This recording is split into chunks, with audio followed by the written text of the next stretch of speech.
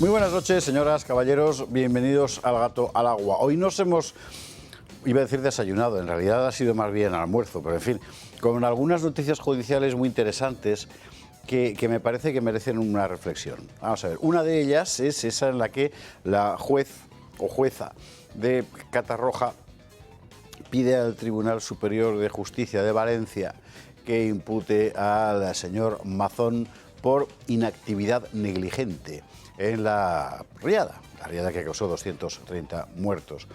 El otro caso es este en el que la Audiencia Provincial de Valencia rectifica al juez, luego jueza, que había sobreseído el asunto de Mónica Oltra y pide que se la lleve a juicio.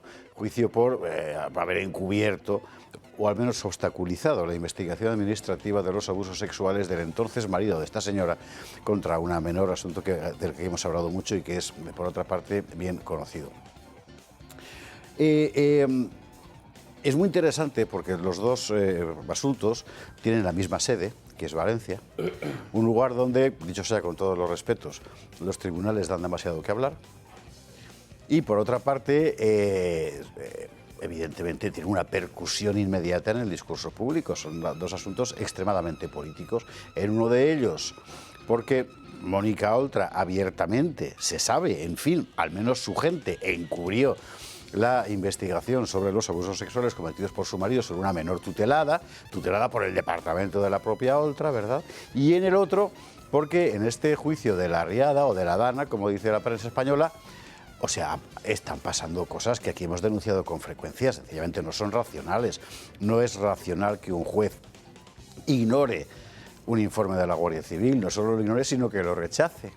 No es racional que el cónyuge de un juez, en este caso el marido de la jueza, se dedique a leccionar a los testigos antes de que entren a hablar. Se han publicado hoy los audios en los que se escucha al marido de la jueza explicándole al chico lo que tiene que decir, ¿no? Y que además es la investigación de esa riada catastrófica se centre en solo un señor y en lo que estuvo haciendo. Todo esto no es normal y todo esto me parece que nos ofrece bastantes enseñanzas y es la siguiente. Por mucho que uno defienda el Estado de Derecho, que está muy bien que se defienda, también conviene que el Estado de Derecho se defienda de sí mismo. Y no hay peor riesgo para el Estado de Derecho que eso que algunos llaman nomocracia, o sea, el poder de los jueces, porque un juez solo es un juez. La buena noticia es que, al fin y al cabo, esto, como decir, admite una crítica racional.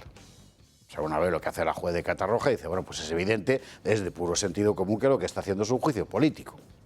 Uno ve el sobreseimiento de Oltra ahora revertido y ve que efectivamente no tenía ningún sentido que esta señora se marchara sin dar ninguna explicación.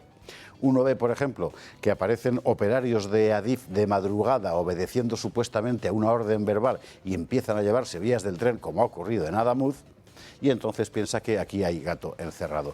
Hoy ha sido fantástico, el informe de la Guardia Civil contando que se lo han llevado. Y luego ha salido Pachímedes diciendo el informe de la Guardia Civil demuestra que se mantuvo la cadena de custodia.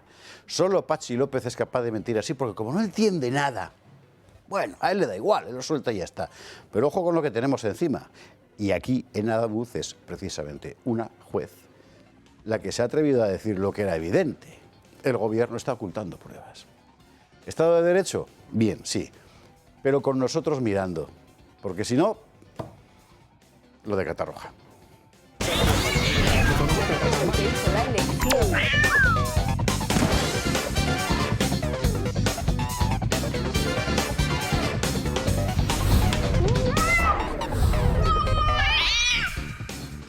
...21:49, 20:49 en Canarias. Hablando de derechos, como usted sabe, Julio Iglesias ha anunciado que se va a querellar contra la vicepresidenta del Gobierno, Yolanda Díaz, por lo que... ¿Y qué ha contestado Yolanda Díaz?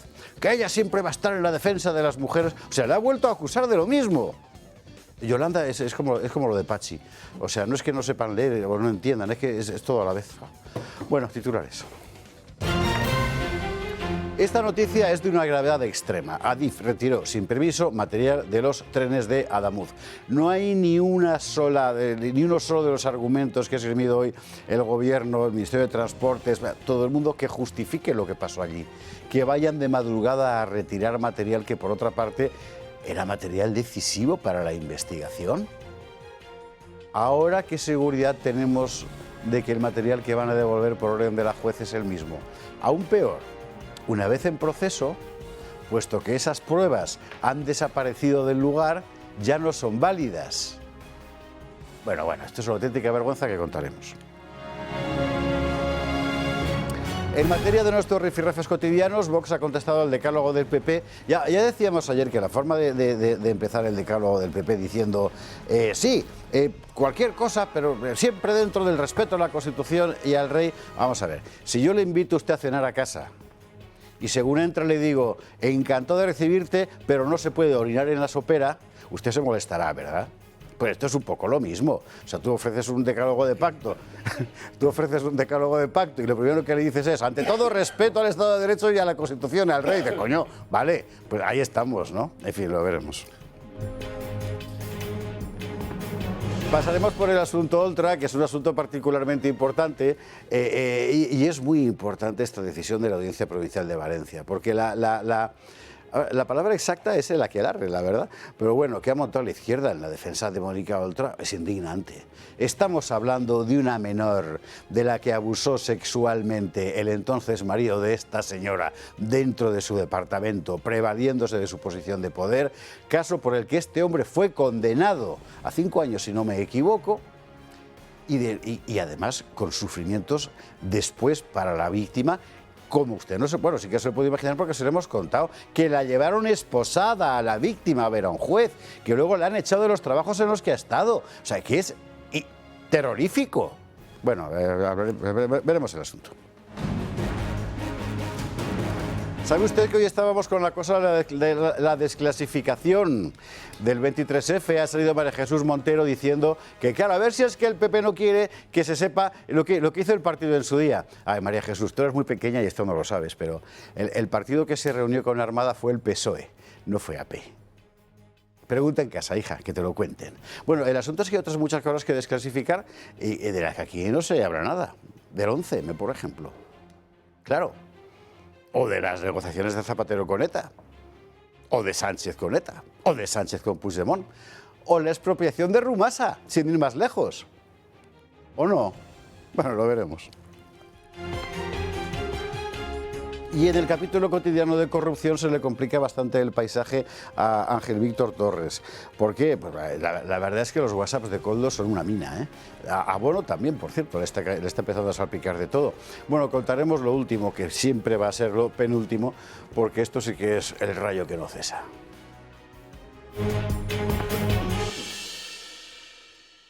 Ya sé que para muchos más que el rayo que no cesa es el rollo que no cesa, pero hay que contarlo. Así que aquí lo haremos en compañía de nuestros contertulios de esta noche. Don Jorge Campos, ¿cómo estás? Muy buenas noches, don José Javier. Muy bien. Cuánto me alegro. Permíteme que salude y dé la enhorabuena a un colchonero de pro, como es nuestro compañero Antonio Alonso Timón, por el 4-1 del Atlético de Madrid al Club Brujas. Sí, hombre, y al final se demuestra que las brujas siempre pierden. Eso es lo que están diciendo en Sumar estos días, pero yo no estoy muy seguro. Bueno, ella no tenía ni la menor. ¿Eso ha sido hoy? Ha sido hoy, sí. Eso ha sido ahora. Usted va a pensar que qué gato encerrado, porque ayer el programa empezó precisamente con una apología del Atlético de Madrid, que en realidad quería ser simplemente un elogio a Natalia Fernández Picado, dando caña, que es muy colchonera.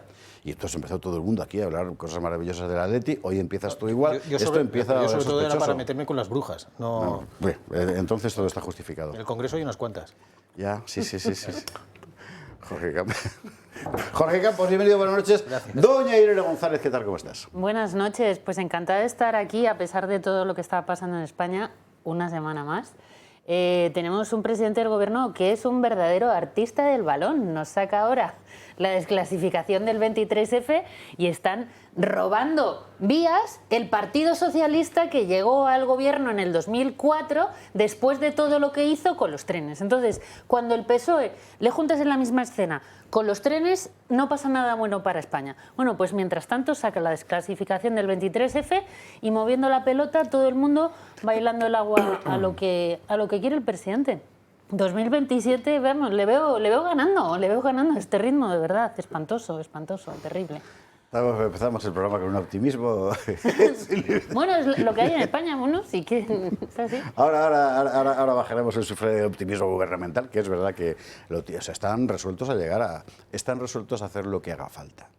Y esto es enormemente peligroso, en fin. Bueno, Irene, bienvenida, buenas noches. Doña Ana Cuartero, ¿cómo estás? Pues muy buenas noches, encantada de estar con estos contertulios tan estupendos y aunque ya te he felicitado en privado, quiero también hacerlo en público por si acaso nuestros espectadores no han leído el artículo que has publicado hoy en La Gaceta contando cómo la presidenta de la Comunidad de Madrid resulta que ha decidido llamarnos paletos a todos aquellos que queremos un Madrid, una España para los españoles, ¿no?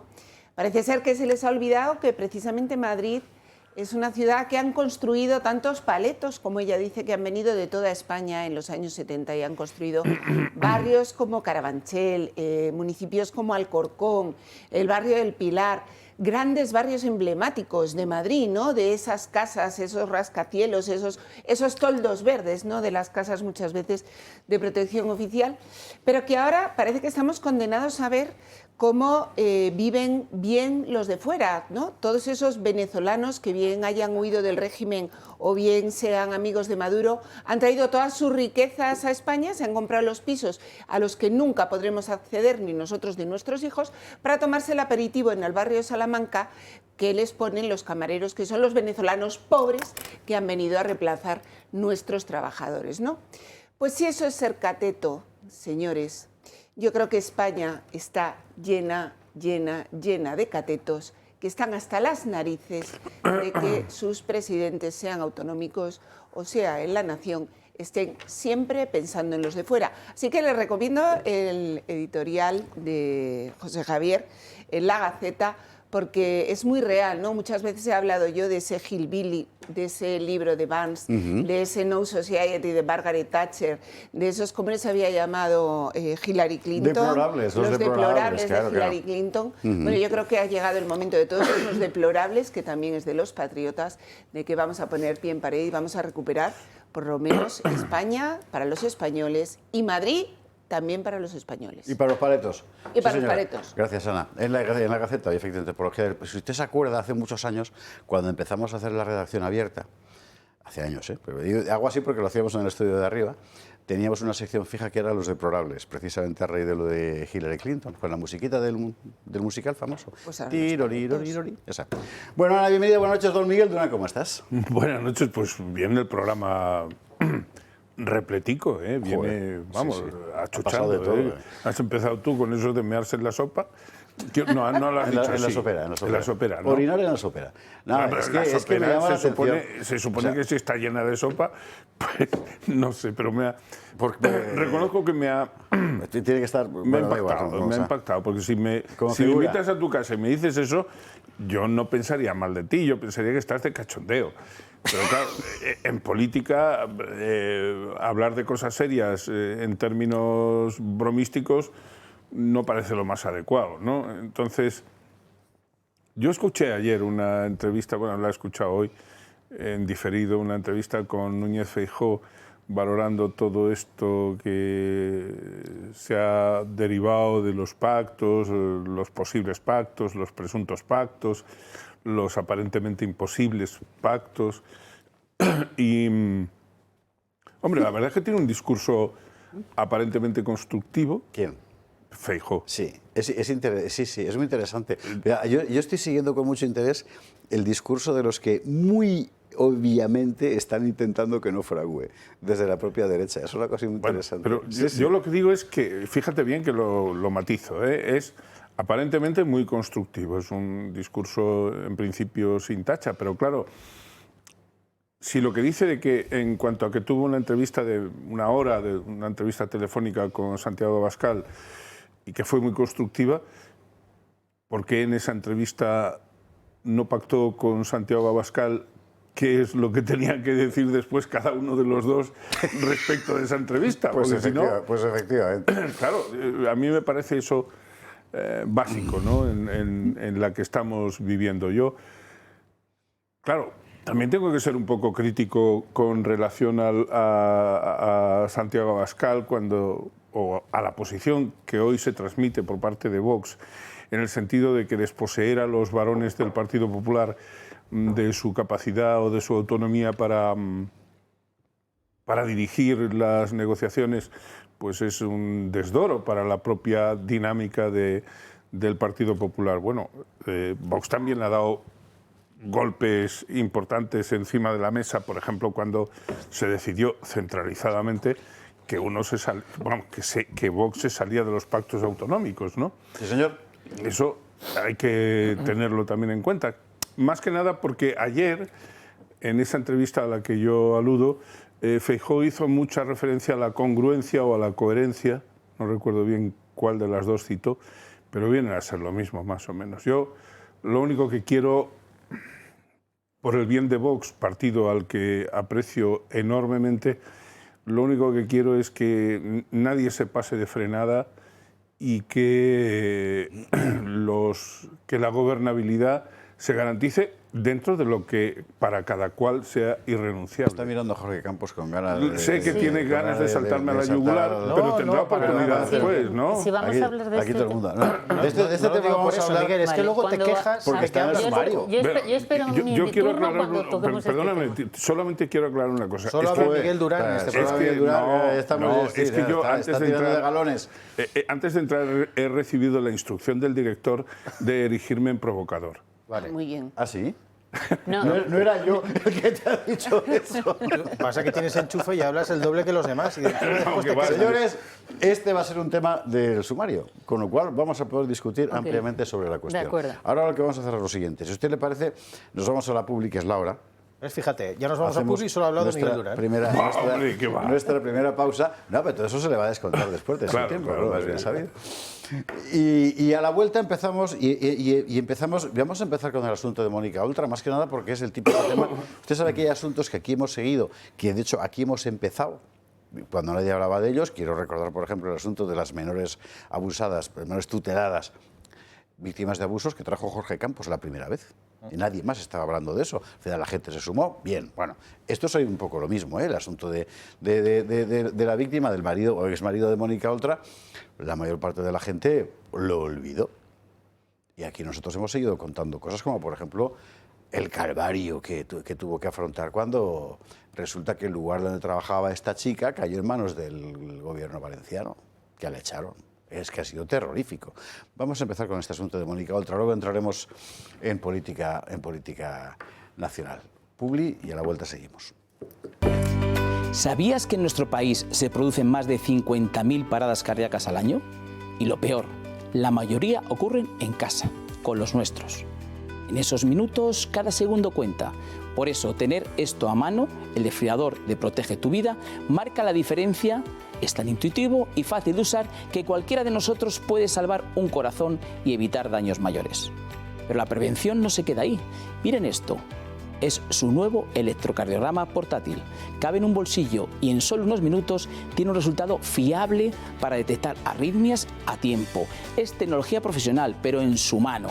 No esperes a que sea tarde. Llama al 900-730-061, consigue ambos productos, protege tu vida y la de quienes más quieres.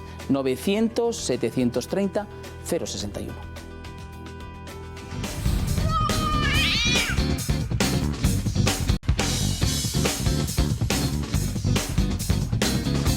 Sigue. 22 a los 8 minutos, 21 y 8 en Canarias. Hay una cosa que como es así, se nos ha quedado fuera de decir antes. ¿Sabe usted que tenemos el podcast de Miguel Durán permanentemente abierto? Y ahora además está entrevistando a José Luis Corcuera o Corcuese, el que fuera ministro o fuese ministro del Interior, ¿verdad? Verdad es que le he hecho una larga entrevista que hemos dividido en tres entregas. ¿A que no sabíais que José Luis Corcuera es un gran especialista en la Segunda República y en la Guerra Civil? ¿Desconocíais quizá ese dato? Sí, y él ahí se... En esta entrega primera no, pero en la tercera veréis cómo hace un verdadero alarde de conocimientos históricos de lo que pasó en la Segunda República y en la Guerra Civil.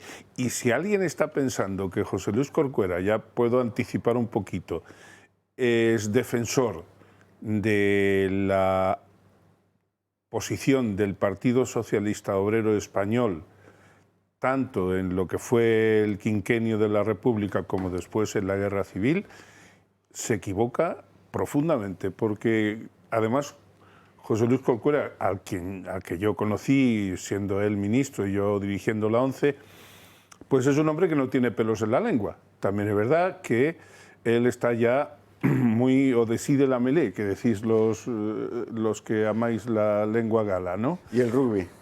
Entonces, yo recomiendo que consulten ustedes el podcast, Así te veo yo, y verán cómo veo yo a Corcuera y sobre todo cómo ve Corcuera la política nacional. Va a ser muy interesante, efectivamente. Es muy interesante. Hay que recordar que Corcuera llega a la política de sindicalista de a pie, sí, de electricista como era y tal. Él lo explica, eso, lo explica muy, muy bien, de forma muy amena. Otros tiempos. Sí, otros tiempos.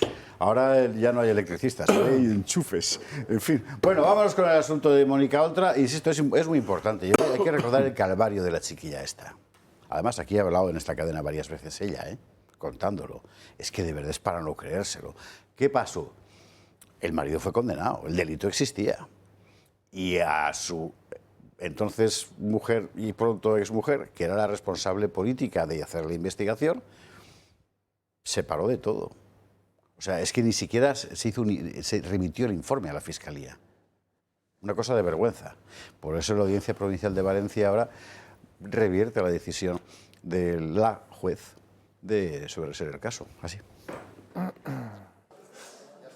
La exvicepresidenta de la Comunidad Valenciana, Mónica Oltra, tendrá que sentarse en el banquillo 4 años después de iniciarse la causa en su contra. La Audiencia Provincial de Valencia ha ordenado abrir juicio oral contra ella y otras 12 personas por encubrir presuntamente los abusos sexuales a una menor tutelada de 14 años cometidos por el exmarido de Oltra entre 2016 y 2017. El exmarido, por cierto, era el educador de la menor en un centro concertado de Valencia. Actualmente está en prisión cumpliendo una condena de 5 años de cárcel. Los magistrados han tomado esta decisión en contra del criterio del juez instructor, que hace unos meses ordenó archivar provisionalmente la causa al no hallar, según él, indicios de delito.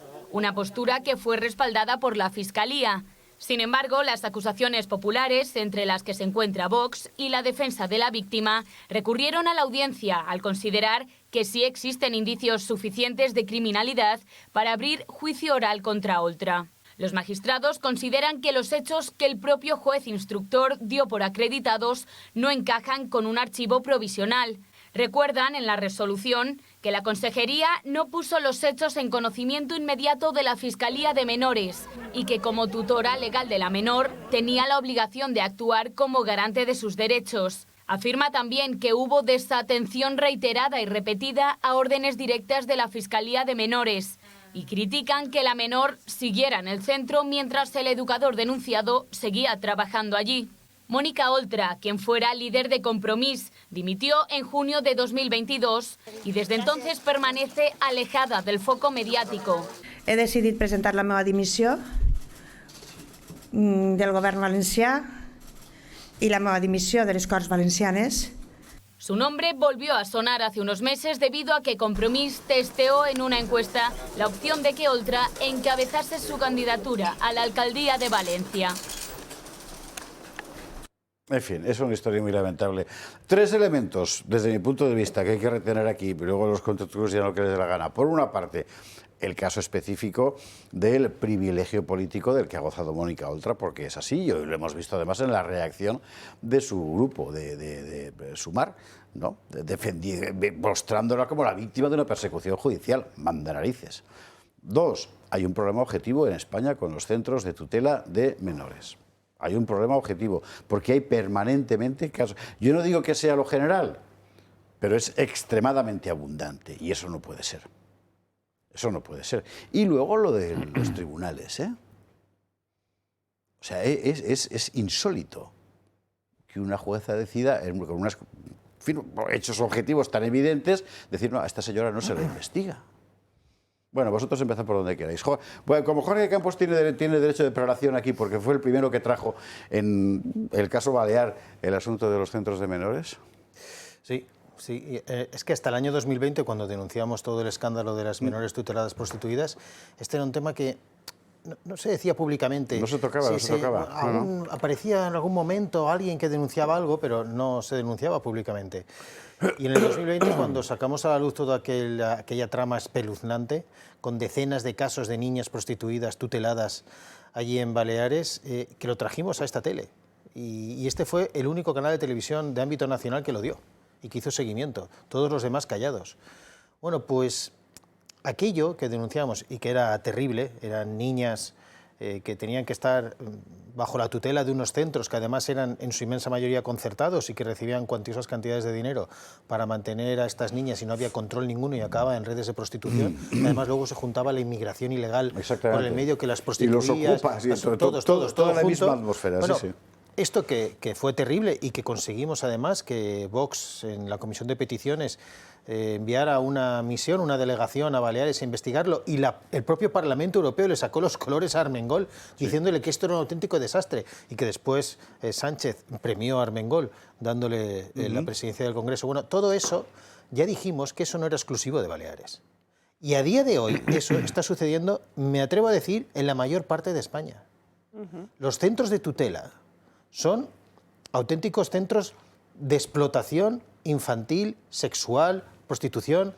Es terrible, porque estamos hablando de lo más sagrado que pones en manos de la administración que tiene que proteger a estas niñas y al final acaban en situaciones como esta de Oltra, que lo de Oltra es brutal, porque encima ella directamente parece ser que estaba encubriendo, como dice por cierto la audiencia, que dice textualmente, muro de silencio. Sí. Un encubrimiento organizado para que esta pobre niña que estaba siendo abusada por el marido de la señora que tenía la competencia en eso. Es que es tal gravedad y es tan terrible que lo que habría que hacer es levantar las alfombras de todo y cambiar absolutamente el sistema de tutela. Empezando porque sean realmente tutelados por la Administración, porque la inmensa mayoría de los casos son centros que externalizan el asunto. Se desarrolla todavía más la clientela autonómica habitual y a partir de ahí, si te he visto no me acuerdo, es una auténtica vergüenza. Bueno, Irene... Este asunto de todo el tema de las menores tuteladas y los escándalos de explotación sexual a menores por parte de aquellos que debieran protegerlas, que facilitan y las dejan completamente vulnerables, creo que es una de las cosas que se tendría que dar una prioridad máxima porque se ha destapado, pero han pasado los años y no se ha visto, no se ha conseguido que haya unas consecuencias reales de los agresores. Y voy al caso concreto de Mónica Oltra. ¿Por qué no ha pasado? ¿Por qué no han llegado las consecuencias? Claro, en el caso de Mónica Oltra, su exmarido, que era el que regentaba uno de los centros para proteger a esas menores, era el que estaba agrediendo a una de ellas. No solamente está ella que haya movido cosas, sino que están implicadas funcionarias que han permitido y que no solo han permitido, sino que han hecho posible ese muro de silencio y de impunidad para el marido mientras que estaban teniendo un discurso feminista y de menores falso. No solamente se ha demostrado que ese caso era completamente cierto, que hay una víctima que ha sido machacada, que ha sido perseguida, a la que se le ha destruido la vida, sino que desde el poder todos los que están involucrados en casos de explotación de menores son o ascendidos o encubiertos completamente. Ahora Mónica Oltra se la querían llevar a la alcaldía de Valencia, nada más y nada menos, una mujer que ha sido completamente involucrada en un caso de ocultamiento de menores, de explotación sexual de menores. Se la quería llevar a la alcaldía. En Baleares, como tú bien has dicho, a Armengol se la ha llevado a la presidencia del Congreso de los Diputados. Toda la prensa de izquierdas está hoy defendiendo que esto es una persecución política y judicial hacia Mónica Oltra, obviando la víctima menor completamente desprevenida, sin ningún tipo de protección que tiene. Entonces aquí lo que tenemos enfrente es a una organización político-mediática criminal que ellos necesitan cubrir todos estos delitos para precisamente mantenerse en el poder. Y a esto nos enfrentamos. Y a esto, desde luego, hay que desmantelarlo, pero desde la raíz, no solo desmantelarlo, sino perseguir a todos estos que han hecho posible este manto de silencio institucionalizado y que se han lucrado de callar esto. Y encima levantando banderitas moradas. es insostenible. Es muy interesante porque yo estoy convencido de que no tengo ninguna prueba, pero tampoco tengo ninguna duda de que si estos casos se silencian tanto es porque sus beneficiarios forman parte de la clientela del poder, muy fundamentalmente del mundo de la izquierda genérica, para entendernos. Hemos visto lo que pasó en Baleares y cómo toda investigación quedó frenada. Hemos visto lo que pasó en la Comunidad Valenciana, no solo este caso, sino cuando empezó a destaparse, y ahí recuerdo que tanto el PP como Vox sí que forzaron una investigación. Cuando pasó en la Comunidad de Madrid se dijo, o al menos se dijo, no sé si finalmente se hizo, que se iniciaba también una investigación, pero luego hemos visto casos en otras comunidades y esto cómo es posible. No en fin, bueno, Ana, bueno, pues en la Comunidad de Madrid, que es lo que yo conozco y de lo que puedo hablar, nosotros hemos emprendido desde el minuto 1 que llegamos a las instituciones, por lo menos toda la labor de investigación que hemos podido hacer, porque lo más importante muchas veces, o la herramienta más eficaz para luchar contra este tipo de comportamientos es asfixiarlos económicamente, porque realmente esto mueve mucho dinero, muchísimo dinero. En la Comunidad de Madrid mueve 50, 60, 70 millones de euros al año. Hay que recordar que por la tutela de cada chico, de cada chica, se pagan 6.000 euros al mes a una entidad. ¿Y cómo se eligen esas entidades? Pues mira, la última, componenda que han hecho es que primero contactan y adjudican a dedo a determinadas entidades por un procedimiento de emergencia, no se sabe muy bien soportado en qué, un número determinado de plazas en determinados centros. Los mantienen X meses y a partir de ahí sacan un acuerdo marco en el que el único criterio para adjudicar las plazas es ya estar ejecutando un contrato anterior. Es todo absolutamente irregular, pero a tal punto irregular que nosotros acabamos de formalizar una demanda en el contencioso administrativo, porque eso, como comprenderéis, lo que me preocupa no es la restricción a la competencia como regla de mercado, sino cómo la Comunidad de Madrid hace que una ONG determinada a la que se le adjudican en un determinado momento 50, 60, 70 plazas en el centro de Menas de Casa de Campo, a través de esos contratos a dedos, acaba resultando adjudicataria de un acuerdo marco para gestionar ese centro durante 4 años. Y tú te preguntas, ¿y por qué nadie protesta?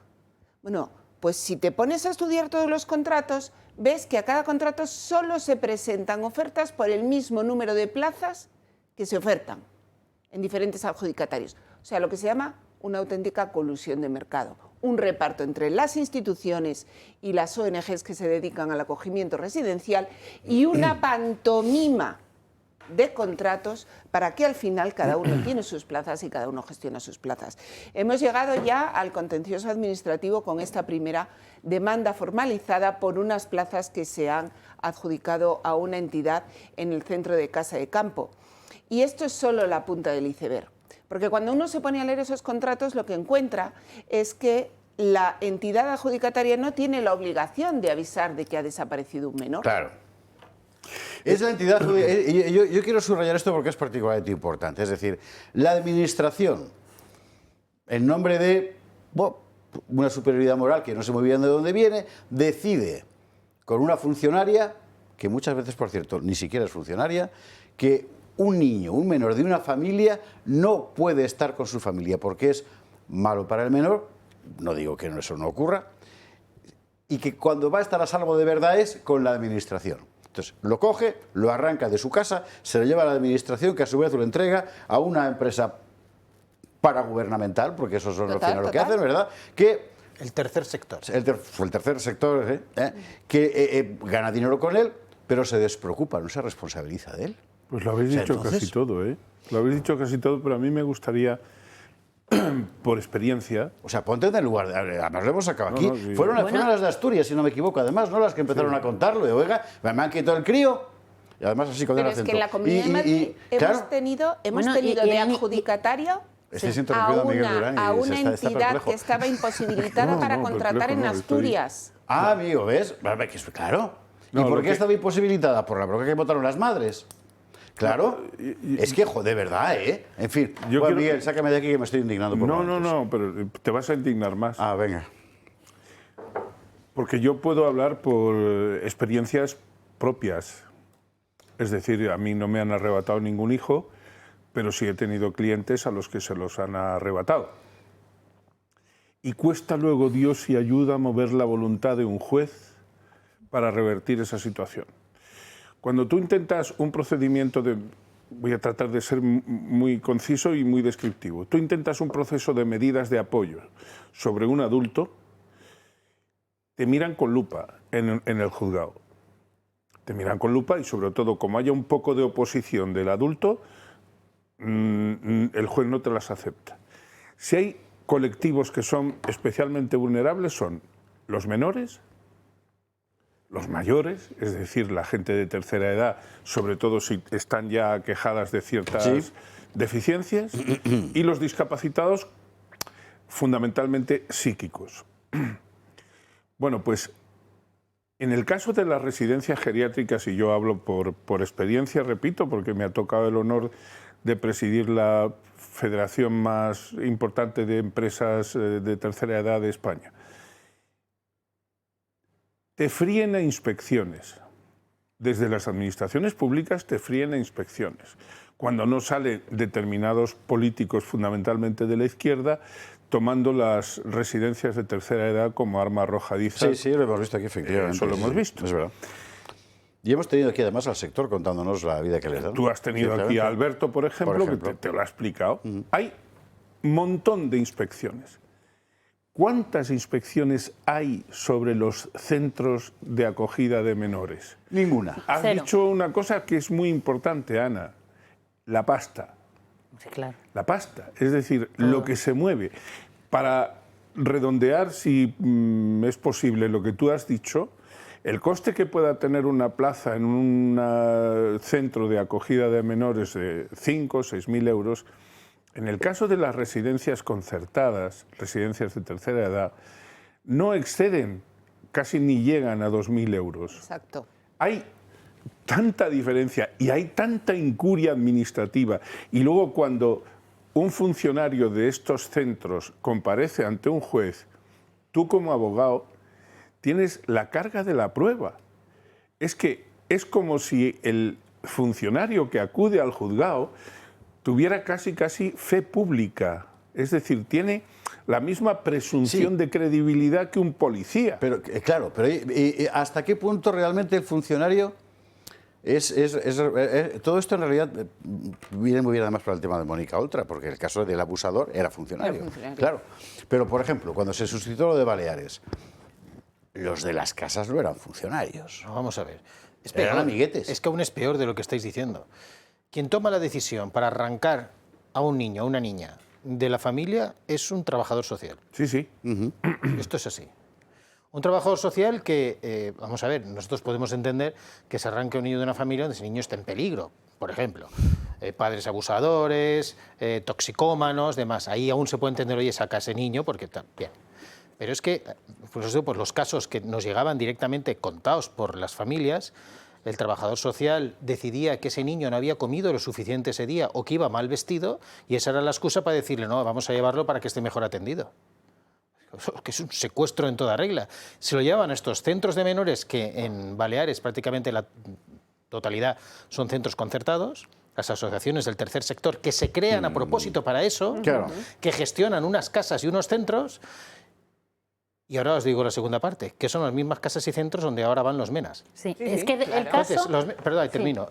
Los MENAs van a los mismos sitios, a los centros de menores tutelados donde hay estos chavales, que son españoles o lo que sea, que han arrancado de sus familias porque no hayan comido lo suficiente.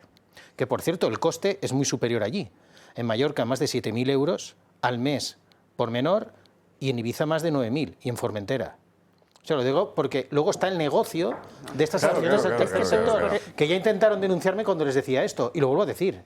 se han montado un negocio a costa de la desgracia de las familias y arrancando a niños, que lo que habría que hacer es el sistema de tutela cambiarlo, reformar el Código Civil, y si tú tienes un niño o una familia que está pasando mal, el dinero se da a la familia. Y que la administración, sea responsable y no puede pero no hacer estas barbaridades. Que es una salvajada. Una cosa, cerramos tema rápidamente. Muy breve. El caso que ha contado Jorge Campos es el del niño de 4 años en Cataluña, que fue arrancado de la familia, se le metió en una casa con menas y fue violado por un moro de 16 años o de 17 años, a un niño de 4, que fue arrancado de la familia, y la familia, y lo mismo, o sea, no fue por una causa, ellos no entendían por qué les habían quitado a ese niño de 4 años. Dice, va a estar mejor con nosotros. Ese negocio, quiero decir que todo esto es por la pasta de gente que no le importa nada, ni los niños, ni las mujeres, ni nadie, y que por todo, o sea, imagínense el dineral que se están llevando, que les da igual esto y que van a seguir haciéndolo. Entonces hay que desmantelarlo todo. Cerramos tema muy rápidamente porque hay un asunto del que yo querría hablar. Una cosa que decir. A mí, en concreto, y son experiencias personales, yo me las tuve que ver con un caso en el que le arrebataron un niño de 6 años a un matrimonio porque ella era ciega y porque él iba en silla de ruedas. Y además él era gitano. Y no hubo manera de contravenir, de contradecir a la Dgaia, así se llama la dirección general que gestiona eso en la Generalitat de Cataluña, porque hacen fe pública los informes que ellos hacen. Y como no hay inspección, pues la de Herodes. Es una locura. En fin. Yo creo que si algo hemos demostrado en Vox es que estamos comprometidos con esclarecer todo este turbio, más que turbio, negocio, tanto del acogimiento de menores que son sustraídos de sus casas, como el multimillonario negocio de acogimiento residencial de menores extranjeros no acompañados, y desde luego yo creo que hemos demostrado que no pararemos hasta que consigamos esclarecer todo. En líneas generales, en todas las redes clientelares del sistema de las autonomías hay que entrar a saco y empezar a limpiar. No todo es sórdido, algunos son incluso divertidos, pero este es especialmente sórdido. Y aquí hay que entrar, pero bueno, lanzallamas es poco. En fin, bueno, señores, tema muy importante, esto es importantísimo, lo que ha sacado, vamos a ver, hay una encuesta reciente, ¿sabe usted eso del feminismo y los jóvenes y tal? Bueno, la noticia es que los varones jóvenes, huyen del feminismo como gato escaldado del agua. Y es lógico porque aquí no se ha predicado feminismo que estrictamente quiere decir que hay que favorecer la igualdad de derechos de la mujer, no. Hemos ido al feminismo punitivo, todo el tiempo, continuamente. Es decir, no es que el hombre y la mujer tengan que ser iguales, es que el hombre es malo porque es hombre. Claro, eso, cuando uno lleva oyéndolo desde que tiene 5 años en el cole, cuando llega a los 15 o a los 18, ¿cómo percibe el feminismo? Y estaban preocupadísimos, es que perciben el feminismo como algo opresivo. Es que lo habéis convertido en eso, claro. Es un tema interesantísimo esta encuesta que Mónica Fuster nos resume. El actual ministro de Política Territorial, Ángel Víctor Torres, cenó el 9 de febrero de 2022 con José Luis Ábalos, Koldo García y el constructor José Ruz. Un encuentro llamativo si tenemos en cuenta que tan solo 4 días después licitaron... Siento, pero no. Ángel Víctor Torres ha hecho muchas cosas malas, pero hasta aquí, que yo sepa, todavía no ha llegado. ¿Tenemos el vídeo correcto? Porque si no nos... ¿Sí o no? Porque si no nos vamos a la publi y andando. Si usted recuerda, particularmente en el Gato de los Viernes, es un tema de debate bastante recurrente con los chavales. Es decir, la relación que tiene un chico de 17 con las chicas no tiene nada que ver con la que podía haber hace 20 o 30 años, que tienen miedo. O sea, es una enfermedad todo esto. Bueno, ¿ya? ¿Sí? ¿Está? Venga, vamos allá. Mientras unos intentan afirmar que el feminismo está en su mejor momento, el movimiento feminista es un movimiento imparable. Repito, es un movimiento imparable. El apoyo al feminismo entre la juventud española se desploma. Ya se vio en el pinchazo de la última manifestación del 8M. Un nuevo estudio sobre actitudes juveniles en España refleja un giro significativo en las percepciones del feminismo entre las nuevas generaciones. Así lo revela el Barómetro Juventud y Género de 2025, elaborado por FAD Juventud. La muestra, que incluye jóvenes de entre 15 y 29 años, explica cómo aquellos que se declaran feministas han caído al 38%. Su nivel más bajo desde 2021. El motivo detrás de esto es que casi la mitad de la juventud percibe el feminismo como una herramienta de manipulación política, lo que parte de una creciente desconfianza hacia ese término. Pese a estas cifras, casi la mitad de los encuestados sí reconocen que en España existen desigualdades de género. Sin embargo, las autoras del informe señalan que lo que reflejan estos resultados es una juventud expuesta a discursos sociales contradictorios. Los más llamativos han sido los errores en las pulseras antimaltrato. Y a pesar de la denuncia de los asesinos y de los maltratadores. ¿Por qué dice usted eso? Porque soy la presidenta de una asociación de víctimas que se llama La Bolaera. Y lo que usted dijo ayer es mentira. O todos los casos de acoso sexual que han ido saliendo en varios de los partidos más abanderados del feminismo. Cuando haya potenciales casos de agresión o de acoso sexual, yo le pido a las compañeras víctimas de estos acosos que utilicen estos canales. En definitiva, los jóvenes españoles creen que puede haber una brecha de género, pero ya no se sienten identificados con esa ideología feminista. Dado el mini dado. Es muy interesante el asunto, ¿eh? Es extremadamente interesante porque es un fenómeno social. Es decir, la relación hombre-mujer se ha alterado completamente y se ha convertido en lo que la izquierda siempre ha querido, en un antagonismo. Porque la izquierda desde hace muchos años vive de reproducir antagonismos sociales en todo. Y también en esto. Y no le interesa que se solucionen. Precisamente lo que quiere es que haya antagonismo. Y esto es una enfermedad, ¿eh? O sea, así no se puede construir una sociedad sana. La propia contraposición de los términos que se utilizan, es decir, de una parte feminismo y de otra machismo, encierra en sí misma, yo creo, una carga semántica mucho más importante de lo que la gente solemos pararnos a pensar. Mientras que la palabra feminismo, aparentemente, y por el momento, no padece, nadie la considera una palabra que tenga connotaciones negativas. Bueno, hasta que ha llegado esta generación, claro. Hasta que ha llegado esta generación y se revierta un poco el asunto. En cambio, si a ti te motejan, te califican de machista, tú puedes ser feminista y no pasa nada. Pero como te digan machista, te están diciendo una cosa que en principio agradable no es, ¿eh?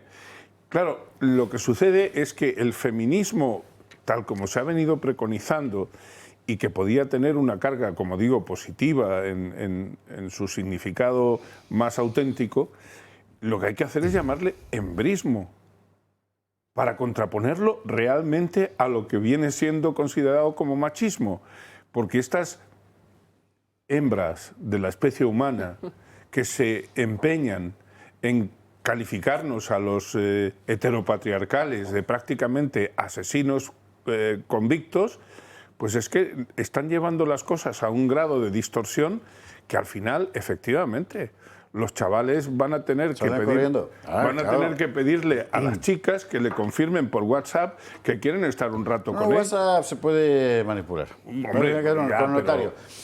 La portavoz del PSOE es no sé qué Mínguez, o Míguez se llama, ¿no? Es que Montserrat Mínguez. Cambian tanto que me lío. Montserrat Mínguez. El otro día, con el asunto del no, ¿pero qué les pasa a los hombres? Suélteme el brazo, señora. ¿Le pasa a usted? A los suyos. A mí no me pasa nada. O sea, los hombres, ¿no? El DAO, joder, y los suyos. Bueno. Y su gente de verdad, ¿eh? Bueno, en fin, hala. Irene, Jorge, Ana, y nos vamos a la publicidad. Sí, Miguel, efectivamente tenía que llamarse embrismo. Igual que no debería llamarse machismo, sino podríamos decirlo en contraposición a feminismo, masculinismo. Por ejemplo, sí. Pero bueno, dicho esto, que es verdad que la perversión del lenguaje que ha utilizado esta gente es importante, claro, los jóvenes se dan cuenta que todo es una gran tomadura de pelo, empezando por las propias asociaciones feministas que han inundado los centros educativos. en un machaque constante, pero que los chavales ven que, por ejemplo, ¿dónde están las feministas cuando realmente pues suceden los hechos de Irán, donde las mujeres valientes, para quitarse la opresión islámica, se juegan la vida y han sido asesinadas muchísimas? Ni una protesta feminista. ¿Dónde están las feministas en los casos de las menores tuteladas, niñas, prostituidas y demás? Todas calladas. Claro, los jóvenes no son tontos, es que se dan cuenta de lo que está pasando y sobre todo se dan cuenta que es un gran negocio. Es que se han montado un negocio tremendo alrededor del feminismo salvaje este.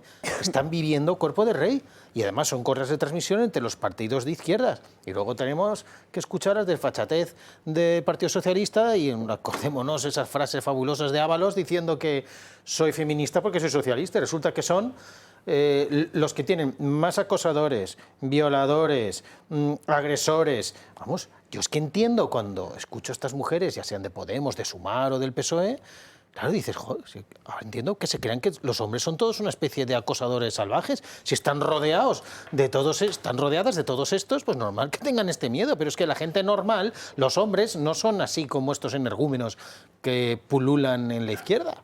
Irene, Ana, y a la Publi. Sí, yo quiero mencionar del informe que da estos datos que dicen, no, los chicos de las nuevas generaciones ya se bajan del feminismo.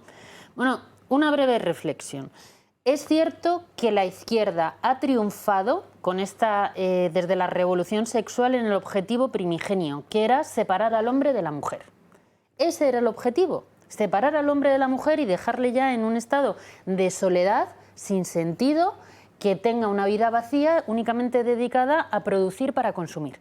Entonces, en lo que llega ahora, a mí me gustaría decirle a los hombres que la reacción a este feminismo, que a su vez es una reacción a comportamientos de los hombres no siempre adecuados, este feminismo contrario a la mujer, enemigo de la mujer, creo que la reacción para vencerles no es el desprecio hacia las mujeres, sino justo todo lo contrario, porque están consiguiendo lo que ellos quieren, que los hombres y las mujeres ya no se relacionen, como lo hacían antes, con la finalidad de formar familias. Entonces, si quieren realmente rebelarse frente a todo, lo que tienen que hacer es recuperar esa masculinidad que odian, porque odian a los hombres de verdad y a los buenos hombres les detestan, igual que detestan a las buenas mujeres y a las mujeres de verdad. Como nos odian, nos quieren separar.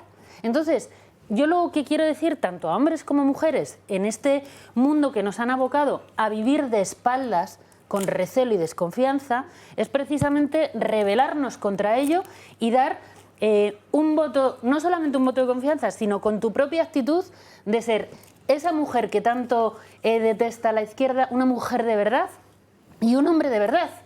¿Qué es un hombre de verdad? Pues no aquel que trata mal a las mujeres, sino justo todo lo contrario. Y una mujer no es la mejor mujer cuando trata mal a un hombre, sino justo lo contrario. Que hagan lo contrario de lo que quieren conseguir, que vuelvan a mirarse de frente para romper y rebelarse frente al triunfo de la revolución sexual que empezó hace tanto y que está triunfando ahora, en la separación entre hombres y mujeres. Yo es que creo que los jóvenes han identificado que todas estas luchas feministas ya se han quedado en unos estudios complicadísimos de cosas que uno no sabe muy bien exactamente qué es lo que están estudiando, ¿no? Porque la realidad es que tú puedes pensar pues, que en los años 70, en los años 60 había bueno, pues realmente cosas por conquistar, ¿no? Realmente a lo mejor había pocas mujeres en la universidad o había determinados problemas para abrirte una cuenta corriente o no podías hacer determinados viajes sin un permiso paterno, etcétera.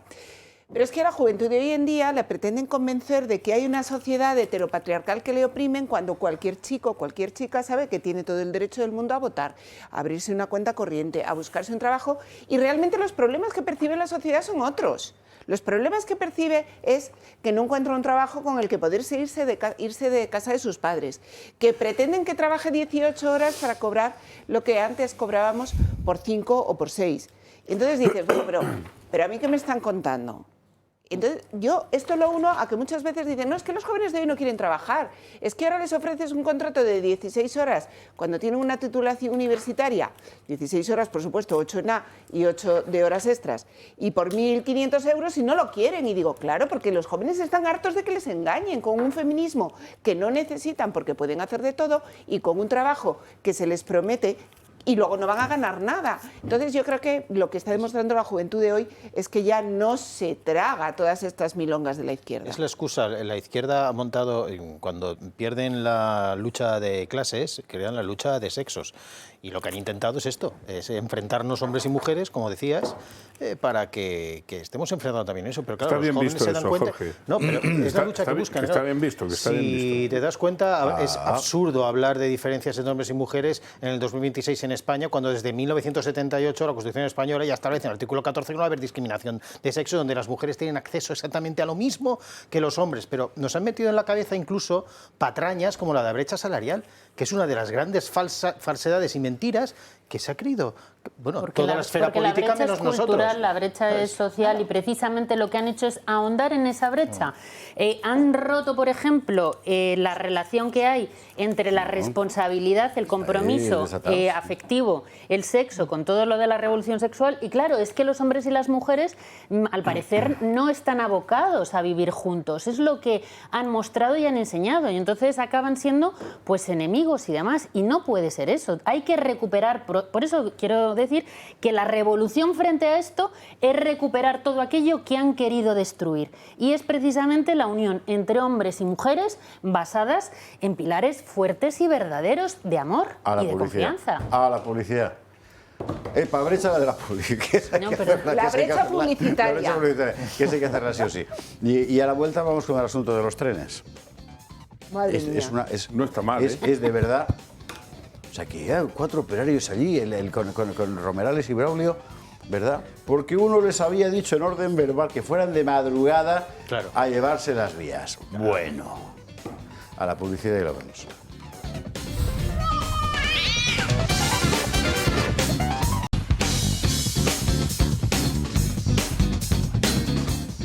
...22:49, 21:49 en Canarias... ...y antes de ir a lo de los trenes pasamos por el Club de Amigos... ...para poder seguir contándole a usted lo de los trenes... ...y tantas otras cosas más. Paula Cruzado, ¿cómo estás? Pues muy contenta de estar aquí como cada martes, colarme 2 minutillos sobre todo para dar las gracias a todas aquellas personas que siguen confiando en nosotros, que siguen haciendo este medio de comunicación cada vez más grande y a las personas que nos ven, que nos apoyan, que sobre todo pues bueno, ven cómo trabajamos, que trabajamos día a día para dar esa información, para ser ese resquicio de esperanza y de libertad en todos estos medios de cadenas de telepedros que no hacen otra cosa que manipular o no dar la información que a ellos no les interesa. Pues si verdaderamente creen que nosotros somos bueno, pues imprescindibles para ellos, lo único que les pido es que nos ayuden. ¿Y cómo nos pueden ayudar? Pues haciéndose socios del Club de Amigos. Socios o donantes, cualquiera de las dos opciones es una opción muy válida para ayudar a este medio de comunicación a seguir hacia adelante, que de verdad es que les necesitamos. Tanto socio como donantes se pueden desgravar hasta el 80% de su donación o cuota anual, que son los primeros 250 euros. Se desgravan 200 euros, por lo que le quedaría una cuota anual de 50 euros al año, que la verdad es que a nosotros nos ayudan una auténtica barbaridad a seguir hacia adelante. También hay otra forma de ayudar, que hoy que está Miguel aquí quiero que me eche un cable, porque es que además nos ha pasado esta mañana que nos ha llamado una persona que es un pasito más. Hay muchísima gente que dice, mira, yo es que para mí habéis sido y quiero que seáis siendo mi voz, quiero que sigáis luchando por bueno, pues lo que hacemos día a día y cuando yo no esté quiero que seáis mi voz. Hay muchísima gente que nos llama para informarse de este apartado que tienen las fundaciones, que tienen las ONGs, que se llaman testamentarias y herencias. Y hoy que está aquí Miguel conmigo, quiero que entre los dos podamos hacerlo algo más, que no sea este argumento que dice la gente, no, es que estáis pidiendo mi herencia, es que estáis... No, nosotros desde aquí lo único que decimos es que es otra forma de ayudar, ¿verdad? Que a ningún heredero le vamos a quitar su herencia ni queremos, pero sí que hay mucha gente que nos llama por esta forma de ayudar, que para ellos también es muy importante. Sí, en ese sentido, Paula, decirle a cualquiera que desee, como ha dicho ella, que después de que haga el tránsito hacia una vida mejor, pues quede su huella en forma de legado para la continuidad de este medio de comunicación, que se opone a lo que Paula ha calificado muy bien como las telepedros y demás, pues es sencillo. Si usted tiene un determinado patrimonio y usted tiene hijos y usted quiere dejárselo a sus hijos, está en todo su derecho, y además sus hijos también, de poder recibir de sus padres el patrimonio que sea. Pero eso no es incompatible con que usted diga, pues yo quiero determinada porción de mi patrimonio, lo quiero dejar a los amigos del Toro Televisión. Es muy sencillo. Usted se viene a mi despacho, si está en Madrid, en Barcelona o en Zaragoza, y yo se lo arreglo. Hace un legado en la proporción que usted quiera y no hay ningún problema. Pero si no está en Madrid, en Barcelona ni en Zaragoza, usted se va a un notario de confianza, le explica cuál es su voluntad en este sentido y lo puede hacer perfectamente. Claro que puede hacer más. Yo conozco personas que nos han venido y dicen, mire, yo no tengo herederos y antes de que se quede con mi dinero, con mi patrimonio el Estado, pues yo quiero dejárselo al Toro Televisión. Bueno, pues eso también lo puede hacer. Es perfectamente compatible, es perfectamente legal. Y por tanto, antes de que su patrimonio, cuando usted no esté, caiga en manos no santas o en manos no tan merecedoras como es esta casa, acuérdese de nosotros. Es que esta mañana ha sido el caso, pero ya para cerrar, y otra forma también de ayudarnos es asistir a nuestras actividades, que hacemos un montón en el Club de Amigos. La próxima es el próximo martes, día 3 de marzo. Seguimos con el ciclo de la leyenda negra, es la segunda sesión en la que hablaremos de la leyenda negra antiespañola durante el reinado de Felipe II. Así que para cualquier duda, de cualquier forma que ustedes nos quieran ayudar o tengan, cualquier pregunta, cualquier duda, que nos llamen al teléfono del Club de Amigos, al 916162464, si se quieren apuntar a las actividades, si se quieren hacer socio, lo que ustedes quieran, o a escribirnos un correo electrónico a clubdeamigos@clubdeamigos.org. Paula Cruzado, gracias mil. Gracias a vosotros. No deje usted caer en saco roto eso de los legados. ¿Sabe usted? La primera gran sede del Frente Nacional de Jean-Marie Le Pen fue una herencia. Pues sí, una señora. Sí, claro, sí, todas cosas no así. Sí, y nosotros por fortuna estamos teniendo gente que se acuerda de nosotros en ese sentido, porque generamos confianza. Doña Paula Cruzado, gracias mil. Gracias a vosotros siempre. La que no genera confianza de ninguna manera es Adif.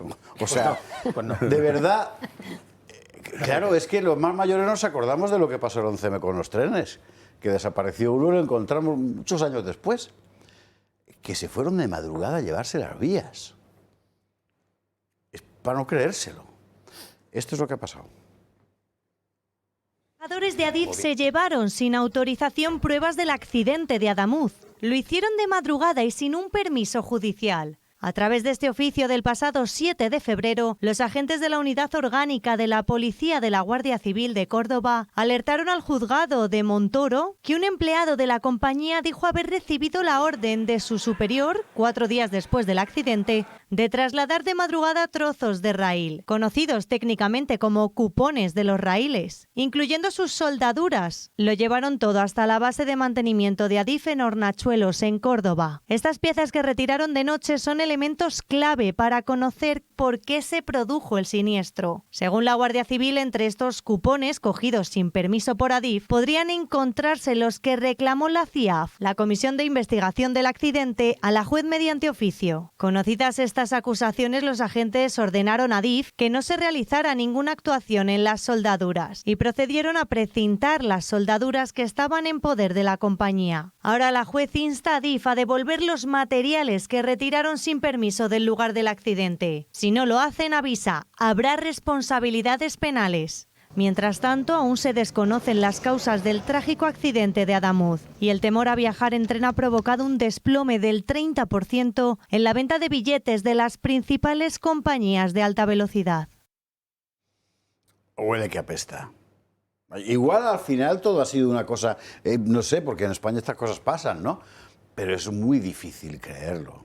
Bueno, es que tienen que dar una explicación muy cumplida y sobre todo muy bien sustentada para que no sea lo que realmente pensamos. Para que no sea lo que parece. Para que no sea lo que pensamos, lo que parece realmente. Yo me imagino qué me pasaría a mí si yo rigiera una institución en la que sucede pues algo que penalmente pueda tener trascendencia y decido por mi cuenta y riesgo apropiarme para distraerlas del sitio donde ha sucedido el acontecimiento, decido apropiarme de enseres, de huellas, de pruebas y me las quedo con el pretexto de decir después que no se ha interrumpido la cadena de custodia. Oiga, pero es que el custodio no puede ser usted. El problema es ese. Yo guardado, ¿no? Claro, es decir, usted no puede autocustodiarse. Es una... Yo lo digo porque yo lo he oído a un responsable de Adif de cuyo nombre no quiero acordarme. Es una cosa. Yo no puedo concebir que salga alguien diciendo, no, mire usted, lo hemos hecho para custodiar la cadena de custodia. Oiga, si usted tenía ganas de hacer exactamente eso, allí estaba la autoridad judicial que podía controlar eso y haberle dicho a usted, mire, yo creo que estos cupones o estos raíles o estos tramos de la vía tienen que quedar bajo custodia de ustedes precisamente, que son, se supone, se sabe. Para mí la Guardia Civil sí que tiene toda la credibilidad en cuanto a su imparcialidad y su objetividad. Habérselo dicho a la Guardia Civil, oiga, que esto es importante, que consideramos que es importante y será conveniente que informen ustedes a la juez competente de que esto lo empiezan ustedes a custodiar. La Guardia Civil, por cierto, no para de hacer, yo iba a decir de quejarse, en realidad no se queja, sencillamente gruñe, porque la Guardia Civil, coño, en fin, pero no para de hacer saber que es que no para de pedir información que no le dan desde Adif. Y esto es una cosa, el informe de la Guardia Civil, por cierto, está en mi línea de Twitter, o sea, de X está, en las 2 páginas. Y es para no creérselo, en fin. Pero una cosa jurídica, antes de dar la palabra al resto de los contertulios, estas pruebas han quedado invalidadas en un juicio. Yo desconozco... No, desconozco... ¿Seguro?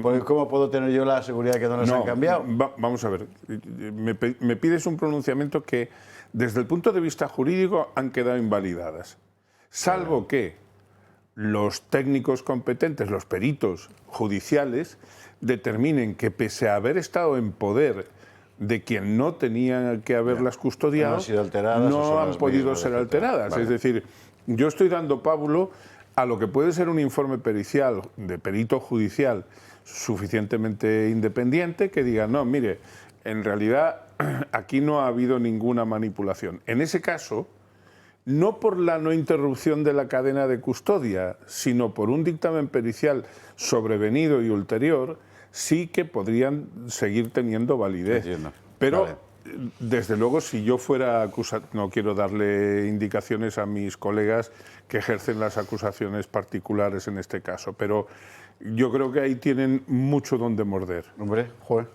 en fin. Yo creo que lo ha dicho muy claro Irene al principio cuando ha hablado de este tema, ¿no? Y que a todos se nos viene a la cabeza los mismos problemas que surgieron durante el 11M, ¿no? Cuando de repente se actúa tan rápido, ¿no? Para sacar los trenes de su sitio, para sacar las vías, ¿no? Y al tiempo se va comprobando que efectivamente no se han hecho las cosas como se deben hacer, ¿no? Esa supuesta prisa, a mí me dio miedo desde el principio, esa supuesta prisa por restablecer el tráfico. Yo entiendo que son grandes los inconvenientes de no poder restablecer una línea de alta velocidad, pero yo creo que hay cosas que tienen que estar por encima, ¿no?, de restablecer el tráfico. En realidad hay otros medios de transportes y no creo que pase tanto porque durante una determinada época no podamos alcanzar la alta velocidad y haya que utilizar unos medios de transporte alternativos. Pero lo que tenemos claro es cómo actúa el Partido Socialista ante la gestión de una crisis, cómo actúa ante la gestión de un accidente como este ferroviario que ha costado la vida de tantas personas, cómo actúa ante el desastre de la Dana, cómo actuó en su día en el 11M, ¿no?, que además os referíais cuánta información hay ahí todavía por desclasificar. Y desde luego lo que muestra es que estamos de nuevo ante un gobierno sin escrúpulos y sin ninguna voluntad de que los españoles sepamos la verdad. Y tendremos que llevarlos. Solo matiz, Ana, solo matiz, lo digo como usuario impenitente, permanente, pertinaz, como la antigua sequía de la alta velocidad. Yo viajo en alta velocidad cada semana. Valiente, eres un valiente. Sí, lo hago. No, porque... Bueno, vamos al tema. Vamos al lío, ¿no? En realidad, si yo estoy acostumbrado a comprar un producto de una determinada calidad y me cobran siempre el mismo precio, si un día me rebajan la calidad, me gustaría que por lo menos me rebajaran el precio. Pero también me gustaría que el que me estaba vendiendo el producto que se suponía de una determinada calidad, si no me lo puede suministrar, me dijera, mire, olvídese de esa calidad porque de momento esto no va a poder ser. Me refiero a una confesión política paladina por parte del Ministerio del titular del Ministerio de Transportes, del Gobierno, diciendo, mire, por el momento olvídense del concepto que ustedes tenían de alta velocidad, porque eso ya no existe hasta que no hagamos lo que debimos hacer hace mucho tiempo, que es revisar las infraestructuras y ponerlas en orden. Eso es lo único que yo quería matizar. Si iba a añadir una pequeña réplica, Miguel. Pues ya no habláis más de toda la noche. Replica muy brevemente, pero que no contrarreplique Miguel, porque no puedo si no, estar más de acuerdo porque eso lo he fuera. dicho aquí. Aquí lo que necesitamos es un gobierno fuerte que sea capaz de ponerse delante de todos los españoles y decir, señores, hasta que yo no pueda asegurar que en las vías la alta velocidad puede funcionar con toda la seguridad para alcanzar esas velocidades, en España los trenes se reducen. ¿Qué es lo que pasa? Que no tenemos un gobierno valiente. Volvamos a las vías, con vuestro permiso. A las vías. Venga. Hablabais antes un tema muy importante. El tema de la cadena de custodia. Bueno, es que el Partido Socialista a lo mejor ha pasado las vías que se ha llevado, los trozos que se ha llevado por la comisaría de Vallecas, como pasó en el 11M, que entraban allí bolsas de deporte con unas cosas y salían con otras.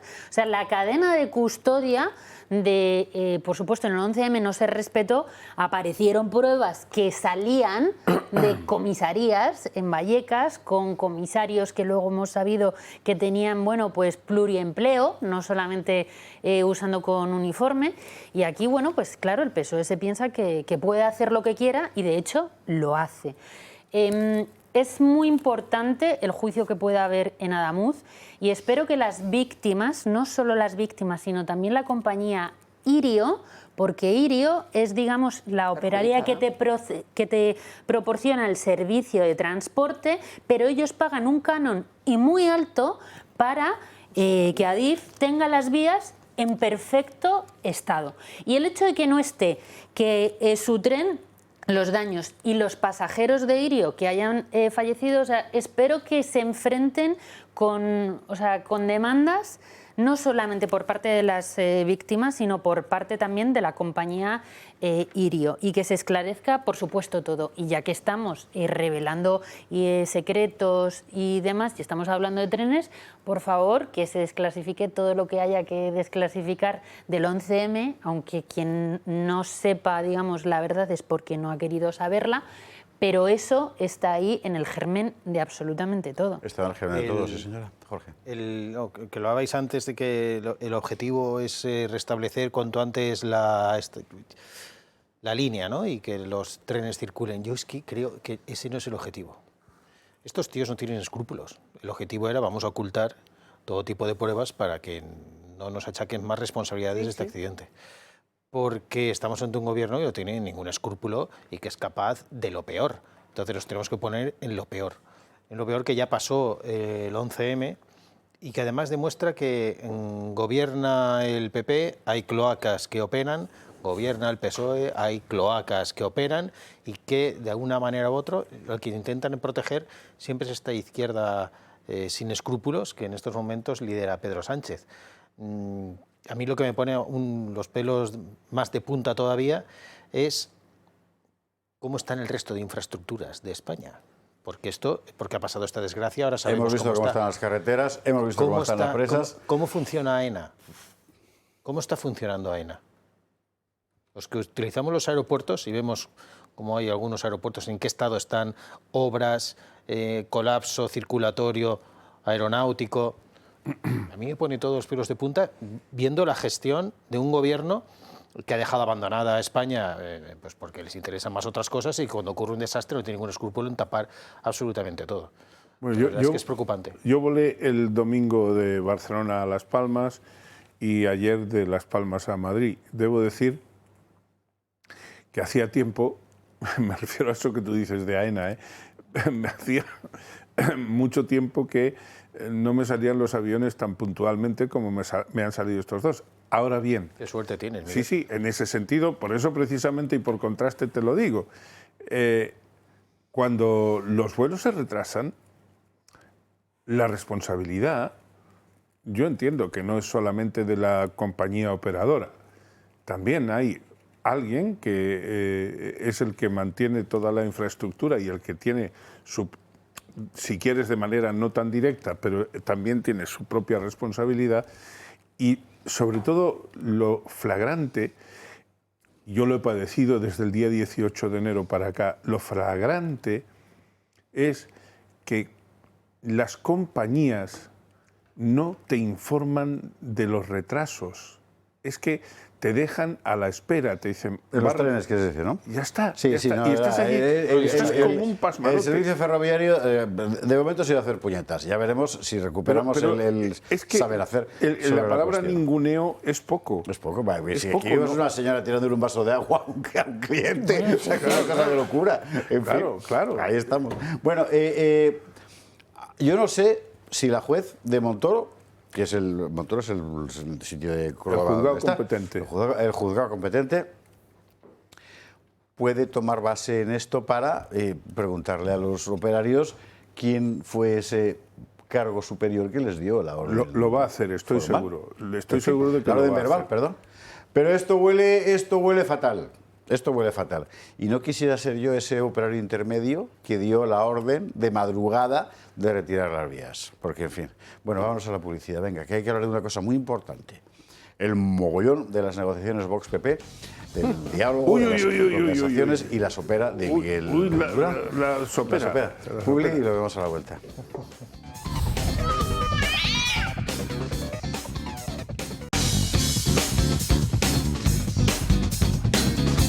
Masonería. Total. 23-14, 22-14 en Canarias. Yo sé que usted está esperando a ver qué tienen... Aquí hay un problema hoy. Y yo creo que, en general, todos ellos, dentro de esta pugna PP Vox, que es la que la prensa, por otra parte, está inflando, y ya se ocupan PP Vox de inflarlo también, todo se ha dicho, creo que aquí la mayor parte de la gente va a estar con Vox. Así que yo voy a defender al PP. Claro. No te va a salir. Sí. ¿Cómo está ahora mismo el asunto? Ayer leímos aquí la noticia que acaba de salir, así que no hay tiempo a meter un material. El decálogo famoso, que en realidad no es un decálogo, pero bueno, que el PP presentaba bueno, lo leías y la música sonaba bien, pero tenía un problema. La obertura era hiriente, porque era decir, bueno, yo pacto, pero incuestionable la Constitución y la corona. Como si Vox alguna vez hubiera puesto en cuestión. Esto es lo que yo decía antes, que era como invitar a alguien a cenar a casa y decirle, vale, pero en la sopera no se orina. Un poco lo mismo, en fin. A esto se ha agarrado, por supuesto, a Abascal para decir que es hiriente o es ofensivo. Es verdad. Y luego, por otro lado, algo que tiene más chicha, y es lo siguiente, que es la cuestión competencial. Es decir, que insiste el Partido Popular, desde su punto de vista es lógico, que en todo caso las políticas que se acuerden tendrá que ser con arreglo a las competencias propias de las comunidades autónomas.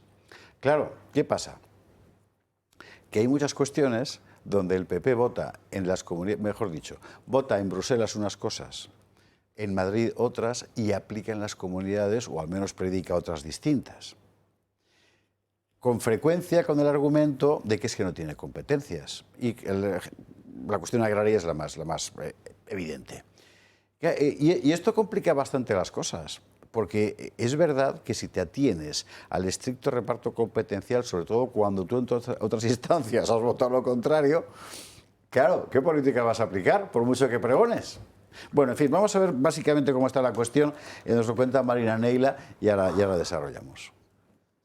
Ni 24 horas ha durado la sintonía entre el Partido Popular y Vox para llegar a acuerdos y evitar repetir elecciones. La fructífera llamada telefónica del domingo que dijo haber tenido Feijóo con Abascal, fructífera, esclarecedora, no ha servido de mucho. El documento único, vinculante y para toda España que presentaron posteriormente los populares recoge 10 medidas para poder pactar que no han gustado nada a Vox. Lo normal es que aquellos que necesitan los votos hablen con nosotros y nos digan qué queremos, qué necesitamos. Eso es lo normal. Ahora bien, que pongan un marco como si estuvieran pactando con salvajes y pretendiendo domar a Vox, pues es algo que yo creo que no es correcto. Yo creo que es empezar con mal pie y lo tengo que decir públicamente. Yo no puedo engañar a nadie. Las referencias al Estado de Derecho, a la democracia, son postulados obvios si se habla con Vox. Para pactar con el Partido Socialista, cosas que el Partido Popular ha hecho o ha intentado, entiendo que pongan esos marcos de respeto al Estado de Derecho, de respeto a la corona, de respeto a la democracia, a la Constitución, pero para pactar con Vox no lo comprendo. Este documento exige a los de Santiago Abascal aprobar los presupuestos de toda la legislatura. Reseteamos, nos ponemos a cero con las negociaciones. Bien, hasta ahí estamos completamente de acuerdo, pero hacernos un decálogo para decirnos dónde tenemos que situarnos nosotros, no, eso sí que no. Este nuevo choque hace que las negociaciones para conformar los nuevos gobiernos en Extremadura y Aragón sigan en un limbo, a la espera de que lleguen las elecciones en Castilla y León. A pesar del rechazo a su propuesta, el PP confía en poder alcanzar un entendimiento. Es al partido que ha ganado al que le corresponde el liderazgo de la negociación, lo cual no quiere decir que tengamos que imponer todo en la negociación, pero yo creo que es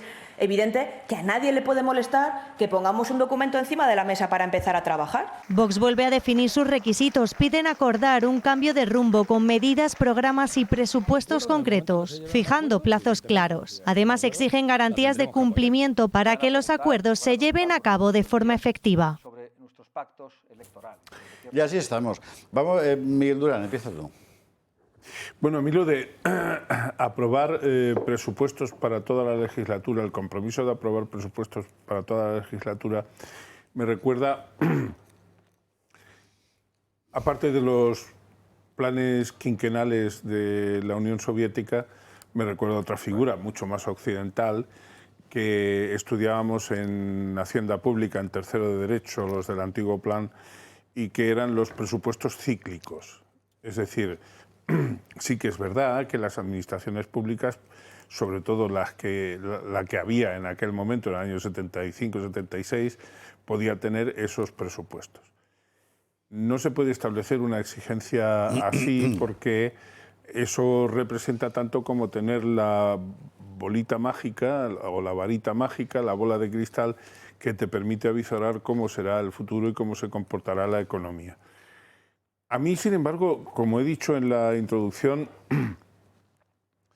y precisamente porque todo lo que regocije a Sánchez me molesta de suyo, lo que no me gustaría, por ejemplo, es que por falta de acuerdo entre los dos partidos se definiera, se trasladase nuevamente la responsabilidad a los electores. Es decir, yo sinceramente, y más bien por principio, sería partidario de que apuren todo lo que tengan que apurar para llegar a un acuerdo. No me parece que sea tampoco tan complicado, y no lo estoy predicando, no estoy diciendo, para que no me entendáis los que sí vais a defender a Vox, no estoy diciendo que tenga que ceder más Vox que el PP, en absoluto. A mí, que no voy a ser detractor en este caso ni de uno ni de otro, sino simplemente adalid, en mi inmensa modestia, valga la contradicción, el oxímoron casi, de los dos. Sí. Yo lo que quiero es que más del 60% de mis paisanos se han pronunciado en un sentido político concreto, más de un 50% de los aragoneses se han pronunciado en un sentido también concreto y muy parecido. Y por favor, señor Núñez Feijóo, por favor, señor Abascal, al que yo he encontrado muy mesurado en la forma de decir que rechaza ese corralito en el que Núñez Feijóo, ese corralito de legalidad en el que Núñez Feijóo pretende encerrar a Vox. Le he encontrado bien, le he encontrado sobrio. Yo lo que les pido es que hagan el esfuerzo de no volver a convocar a los electores porque no se sabe en ese caso lo que puede pasar. Vale, paréntesis antes de que hable Jorge Campos, paréntesis porque hay una noticia importante. Usted sabe que aquí hemos estado siguiendo el asesinato de Quintín Derán, que el chico este francés, a manos de la ultraizquierda francesa. Bueno, y que había varios detenidos en el entorno del grupo parlamentario de la Francia insumisa, de la ultraizquierda francesa. Vale, pues Jacques Sély-Favreau, que ha sido asistente parlamentario de Raphaël Arnaud, un parlamentario de ultraizquierda, confiesa haber ordenado el asesinato de Quintín. Durante la detención policial de este pollo, admite que cuando lo tenían tirado al suelo fue él el que empezó a gritar: vamos, León Antifa, lo tenemos todo bajo control, matadlo, matadlo, vamos. Y lo ¡Qué mataron. figura! Estamos hablando del Podemos de allí. O sea, es que esto me importa subrayarlo, es decir, no estamos hablando de una banda de descerebrados bucaneros, o sea, que me perdonen los bucaneros. Estamos hablando específicamente de gente vinculada a un partido con representación parlamentaria. En fin, bueno, esto era el paréntesis, me parecía importante y la quería comentar. ¿Me dejas decir una cosa muy breve de este tema que, bueno, a mí me afectó muchísimo el asesinato de Quintín? Pero es que además no olvidemos que efectivamente son cargos políticos, asesores de la Francia insumisa, que es el partido de Podemos, la ultraizquierda que está allí, que ha cometido un asesinato no de forma casual, sino organizada, buscada, y en todos los mítines a los que van lo piden y lo llaman. O sea, la violencia explícita, física, que ejerce la extrema izquierda, señalando a lo que ellos denominan extrema derecha, que la llaman así fascista y extrema derecha precisamente para poder asesinarla, pues es que esto basta ya de que esté normalizado. Igual que en la Guerra Civil la Guardia de Indalecio Prieto fue a matar al líder de la derecha, pues este también era de la Guardia Joven. De la Guardia Joven eran la asociación de la Guardia Joven que había creado la Francia insumisa, que era una guardia violenta de los jóvenes de la extrema izquierda. Y eso es tan como esa Guardia Joven violenta que ellos crean, llamada así, les tienen de asesores en el Parlamento. Macron ha dicho que va a prohibir a todos los movimientos de extremos, tanto de derecha como de izquierda. Pero a quien tiene que prohibir Macron es a la Joven Guardia y a Mélenchon. Es a Mélenchon. En fin, bueno, cerramos el paréntesis, volvemos a la cuestión. Pepe Vox estaba pendiente de Jorge, luego... Bueno, el tema de negociaciones. Decía Miguel, yo no sé si tiene que ceder más uno, si tiene que ceder más otro. Vamos a ver, evidentemente una negociación... No, yo he dicho que no sé lo que tiene que ceder cada cual, eso yo ahí no me meto. No. Cederán ambas partes, esto es así. Espero que sí. Pero lo que pedimos desde Vox es algo muy claro. No es tanto presupuestos, ni es tanto consejerías, vicepresidencias, cargos, sino un cambio drástico de las políticas, de las ideas incluso, de todo aquello que las políticas tanto del PP como del PSOE han llevado a la situación límite que se vive hoy en día en España. Entonces, primero, para una negociación hay que saber qué plan se tiene, el detalle, hasta dónde vamos a llegar unos, hasta dónde vamos a llegar otros, y llegar a un acuerdo ahí. Pero claro, esto que plantea el PP, que es evidentemente es decir, bueno, nosotros tenéis que respetar el Estado de Derecho y tenéis que respetar la monarquía parlamentaria. Bueno, pues sí, claro. Eso, como hubiera dicho Santiago Abascal, eso que se lo digan al Partido Socialista con la que tanto han pactado, que son los que no respetan el Estado de Derecho, los que se quieren cargar la corona y todo lo demás. Pero en una negociación, o al menos desde nuestra parte, lo que tenemos muy claro es eso. Habrá que ceder a ambas partes, la mano sigue tendida y de lo que se trata es de saber el detalle de esos acuerdos y hasta dónde vamos a llegar, pero no tanto en las consejerías de vicepresidencias, como he visto que se ha publicado por ahí, sino en el cambio de las ideas y de las políticas, de verdad, las políticas que han llevado a este desastre y que para eso nosotros llevamos en el programa electoral ese cambio de políticas. Irene, ¿cómo lo ve? Bueno, yo entiendo perfectamente la indignación ante el documento porque no es para menos. Yo quiero empezar recordando que el Partido Popular y Vox no forman parte del mismo bloque político, por mucho que gente que no se entera de lo que está sucediendo en el mundo siga separándolo entre derechas e izquierdas. Vox y el Partido Popular no forman parte del mismo bloque político, cuando el Partido Popular es un partido globalista netamente. Y bueno, y Vox se presenta como una alternativa precisamente a ese globalismo. Y es ahí donde tiene que estar la disputa de las políticas para revertir la situación. Y es por eso por lo que es difícil y complicado llegar a acuerdos precisamente con alguien que está legislando prácticamente igual que el Partido Socialista en muchas de las cuestiones. 2 puntos del documento. Quiero decir, decía la portavoz Esther Muñoz, no, es que nosotros hemos hecho un documento, se hacen así las cosas. Bueno, es que el Partido Popular es lo único que sabe hacer. Regular, un reglamento, hacen un acuerdo marco como para ellos no responsabilizarse de las negociaciones, acudir a un documento que les diga algo, porque ellos no tienen nada que ofrecer, entonces tienen que acudir a un documento. Y en este documento dice 2 cosas, a mi juicio, que son totalmente intolerables. La primera dice que Vox cumpla con sus compromisos, pero no vas a ser tú el partido del gobierno y no, que ellos se ponen como que van a supervisar ellos a Vox a ver si cumplen. Y es como, ¿ese es el acuerdo marco? Y luego 2 dice que todo acuerdo tiene que respetar la identidad política del PP. Díganos cuál es. Díganos cuál es para poder respetarla, porque como no hay nada, tienen que hacer un documento marco que, por su definición, no va de nada. Es un marco genérico para poder acudir. No, es que no puedo saltarme este acuerdo marco. Entonces, insisto, es un documento para no llegar a ningún sitio, solamente protegerse ellos. No es un documento que sea de poner de una mano, estrechar la mano y a ver a qué soluciones se pueden llegar en absoluto, sino ellos se están protegiendo de cara a la prensa de izquierdas ante un eventual pacto con Vox de que se han acogido a un acuerdo marco, y a Vox, bueno, pues que no te vamos a vigilar a ti, tú me tienes que dar estabilidad durante 4 años, haga yo lo que haga, y punto. Y es así. Entonces yo entiendo a Abascal que se enoje. Y tú evidentemente también lo entiendes. Por supuesto, lo entiendo y lo apoyo, pero además me gustaría hacer también un análisis que por lo menos es lo primero que a mí se me vino a la cabeza. ¿Hubiera cumplido este decálogo el pacto de Aznar con Convergencia y Unión para gobernar España? ¿Respetaba de forma absoluta esa fuerza política, la unidad nacional, la Constitución y el Estado de Derecho? Porque a mí me da que no.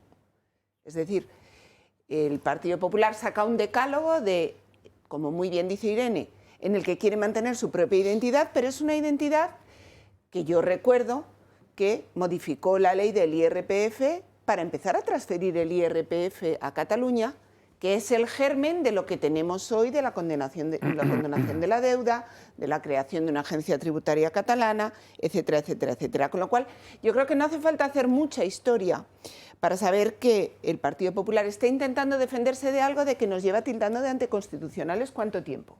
Y entonces ahora, como se ve abocado a pactar con nosotros para gobernar, pues presenta ante la opinión pública un documento como diciendo, bueno, yo voy a pactar con Vox, pero yo no me voy a manchar las manos porque respeto el orden constitucional. Bueno, pues eso lo hubiera podido respetar también, a mí me hubiera encantado que lo respetara Aznar, cuando pactó el gobierno con Jordi Pujol. También me hubiera gustado que, a pesar de haber hecho esas regularizaciones, hubiera reconocido también Aznar, en aquel momento, que estaba poniendo las bases para una invasión migratoria en España. Porque es que el otro día debatíamos sobre la regularización, la del arraigo la hizo Aznar. Sí. Y el debate del Partido Popular ante la regularización era una clase magistral al Partido Socialista de cómo se regulariza bien. Sí, sí. El reglamento. ¿Cómo hay que hacer para regularizar bien a 700.000? Es decir, no podemos regularizar a 700.000, no solo por los 700.000, sino porque después vendrán 1,5 millones. Y lo que estamos haciendo es sustituir, provocar un reemplazo poblacional y quitar derechos. Es decir, esta es la realidad. Este decálogo, el propio Partido Popular. Y voy a terminar muy rápido, que luego me dices que me enrollo demasiado. No hace falta que lo diga yo. Es un giro en el que ellos reconocen principalmente que sus políticas han sido erráticas durante muchísimo tiempo. Ahora yo voy a hablar en nombre del PP. Bueno, un poco. Bueno, Pues no sé. Suerte. Hay una clave aquí muy importante que la ha dado Irene y me parece que es verdad y que además es una de las grandes rémoras del PP, que siempre hace las cosas pensando en cómo se las va a evaluar a la izquierda. Y es una enfermedad que hay en Génova, ¿eh? Es decir, que todo parece escrito como para poder justificar ante sus propios tribunos progres. Cuando digo su izquierda no me refiero al PSOE, me refiero a sus tribunos progres. Vale, porque claro, es que los gustos de la vida. Es decir, que al final siempre estás pensando en cómo te lo va a recibir otro. Es una locura porque estás con las manos atadas tú solo, ¿no? Bueno, y luego el PP tiene en este momento un problema semejante al que tiene toda la derecha europea, que es que si quiere seguir siendo derecha, es decir, representando valores más o menos tradicionales, comunitarios, familiares, identitarios, todas esas cosas, tiene que empezar a dar la vuelta a las políticas que lleva haciendo en los últimos 20 años. Claro. Y es un verdadero problema. Ahora mismo la gran novedad en la política francesa es que es en Estrasburgo, me parece, la candidata es una candidata que es la candidata de la Unión de las Derechas. Pero que están todas juntas, es una cosa insólita, pero lo ha conseguido. Pero la derecha francesa está despedazada por eso, porque los que quieren seguir manteniendo un cierto, en fin, identidad ideológica, tienen que decir no a todas las políticas que en la práctica han venido defendiendo en Europa y en otros lugares. Y el gabinete Meloni está empezando a ser un gabinete Frankenstein. Lo que pasa es que felizmente digo felizmente porque esto es mucho más fácil, la parte heredera de la democracia cristiana está desapareciendo, porque es la única forma de poder sacar adelante una política soberana, ¿no? Y el PP está en tránsito. Entonces el PP está, pues ya no son 2 P, son muchas más, y no sabes exactamente con qué PP quedarte, pero porque está en ese proceso. A mí me parece que han intentado hacer un papel que pudiera ser aceptable por todos, como siempre, y no se puede intentar contentar a todos, porque no es posible. Yo creo a Vox no le han intentado contentar, sinceramente, o sea, quiero decir, a Vox no le han contentar a los votantes de Vox en su caso, o al votante de derecha que piensa de una forma muy intuitiva. Aquí de lo que se trata es de que se pongan de acuerdo como sea para librarnos de esta pesadilla. Pero el problema es ese es el problema, es que ahí está la verdadera manipulación. Bueno, pero es una percepción muy de Vox, Ana.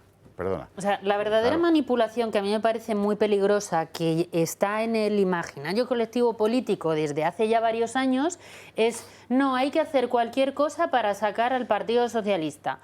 O no, porque mi pregunta es, ¿y para qué quiere ocupar Feijóo el Palacio de la Moncloa? ¿Para hacer básicamente lo mismo, pero con menos prostíbulos? O sea, de una forma menos aseada. No, España está en una situación crítica, de crisis absoluta, y aquí el único punto de una negociación a nivel nacional, no te voy a decir a nivel autonómico, que por supuesto, además cada comunidad autónoma tiene su propia idiosincrasia, pero a nivel nacional el primer punto tiene que ser cómo se va a llevar a cabo una remigración masiva.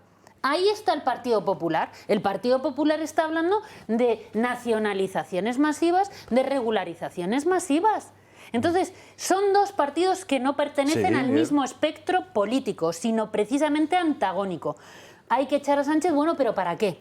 Yo lo que quiero es salvar España, no cambiar el sillón. Vamos a ver, Irene.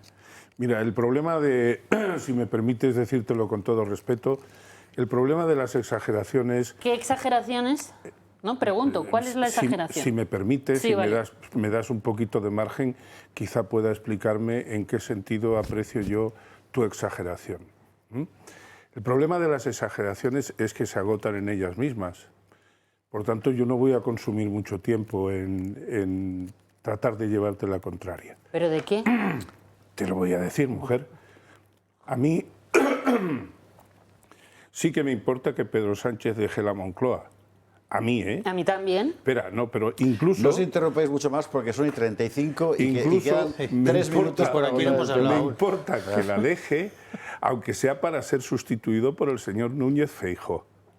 Y puedo preguntar para qué quiere... No, no claro, es que es lo que hago yo. ¿Dónde está la exageración? ¿Dónde está la exageración cuando yo pregunto para qué quiere ocupar Feijóo el poder cuando todo su programa... Miguel, tienes un minuto para acabar. Joder, pero Ana, si me dejan, Javier, yo quiero que gobierne el Partido Popular, a ser posible en coalición con Vox, para cambiar radicalmente las políticas nefastas del Partido Socialista.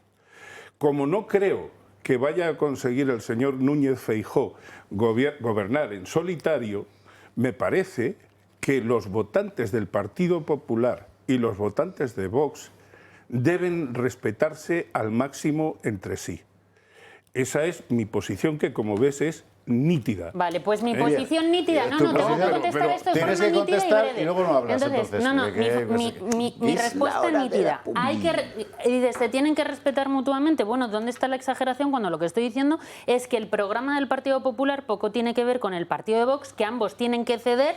Y que, bueno, yo creo que ese cambio radical que necesita España no habla de eso, Feijóo. Es que yo le escucho y me lo tomo en serio al Partido Popular. Es tu convicción. No yo, sin embargo, no creo... Radical, yo, sin embargo... Bueno, por favor, córtenle los micrófonos a estos yo no creo que la posición del señor Núñez Feijóo sea exactamente igual que la del señor Sánchez. Esa es la diferencia entre tú y yo. Vamos a ver, en el momento en que nos encontramos, que es lo que tú has planteado, que es las negociaciones actuales que están en Extremadura, en Aragón y seguramente después, dentro de poco, en Castilla y León, hemos sido clarísimos.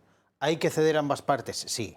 ¿Nosotros estamos para cambiar políticas de fondo y de peso? Sí. ¿No estamos para otras cosas ni fuegos artificiales? ¿Eso es así? Sí. Que el Partido Popular tiene un problema y que lo que hace no es para contentar a la izquierda, sino que es que tiene un problema propio de haber asumido la ideología de la izquierda, porque son prácticamente iguales y nos podemos remitir a Europa o a otros muchos pactos que tenga el Partido Socialista, es una realidad. El PP hoy en día se asemeja mucho más al PSOE que a Vox. Ahora, ¿que nosotros estamos para cambiar las cosas? Por supuesto. ¿Que no es un cheque en blanco? Por supuesto que no, que ya lo demostramos cuando nos salimos de los gobiernos autonómicos porque no era un cheque en blanco y porque ya veíamos lo que estaba haciendo el Partido Popular. Pues también, por eso nosotros nos debemos a los votantes. ¿Cuál es la solución a todo esto? Pues que nosotros tengamos mucho más respaldo para que no tengamos que depender de un partido como el Partido Popular, que le cuesta mucho llevar a cabo estos cambios porque ya tienen asumido en el ADN pues una política desde hace decenas, desde hace décadas. Vamos a ir a Ana Cuartero y después a la policía. Y luego, si quieren seguir hablando de esto, ellos que sigan. Para que tampoco... Voy a ser muy breve. Yo solo con respecto al tema de los presupuestos, yo le lanzaría la siguiente pregunta al Partido Popular. ¿Aprobarían ellos un acuerdo en el que supusiese que durante 4 años no van a poder negociar los presupuestos de ninguna de las comunidades autónomas en las que gobiernen? Creo que es evidente que ningún partido, de hecho les aconsejo que no aceptasen ese trágala de nadie que quisiera una negociación con ellos para acceder a un gobierno, ¿no? Yo creo que eso lo tenemos todos bastante claro y está fuera de duda. Pero hay una cosa muy importante en este decálogo y es que ellos han asumido por fin que las negociaciones tienen que ser a nivel nacional. ¿Y por qué es tan importante para Vox que las negociaciones sean a nivel nacional? Porque por mucho que haya competencias autonómicas, por mucho que gobiernes en una comunidad autónoma, siempre hay que salvaguardar los intereses de la nación española. Las negociaciones en las comunidades autónomas con Vox para defender privilegios de comunidades autónomas perjudiciales para el resto de España se han acabado. Entonces yo creo que eso es algo muy importante que ha disfrazado el Partido Popular cuando realmente lo que ha tenido que asumir es que Génova ha tenido que desautorizar a sus varones locales y les va a dar instrucciones para cómo llegar a esos pactos de gobierno. Bueno, yo eso te lo interpretaría de una forma, digamos, una lectura positiva. Para el Partido Popular es ciertamente un avance. Es un avance importante que empieza a pensar España en términos que no sean una confederación de taifas autonómicas, porque es verdad que el PP se estaba convirtiendo poco a poco en una suerte de confederación española de derechas autónomas, ¿no? Autonómicas en este caso. Autonómicas. Le dejamos a Miguel Durán 10 segundos y no más para decir vámonos a la publi. Solamente recordad, vosotros que sois de Vox, que cuando la candidata de Vox en las elecciones andaluzas de junio o julio de 2022 dijo que si al candidato del PP le faltaba un solo voto, no gobernaría con ella. Cuidado con las apuestas, cuidado con los retos. Yo solamente digo eso, que el que avisa no es traidor. El que avisa es avisador. ¿Esa es? Ahí está, publi. Ya, venga, que es tardísimo y hay que... Esto me imagino que lo querrán agotar después de la publicidad, y a usted también. Y hay que hablar de las desclasificaciones, claro. Y de Ángel Víctor Torres. No, eso ya no da tiempo. Ya está. No, pues tendrás, habláis de una forma... Pues en unos días tendrás mucha más corrupción. Claro, porque se va a acumular.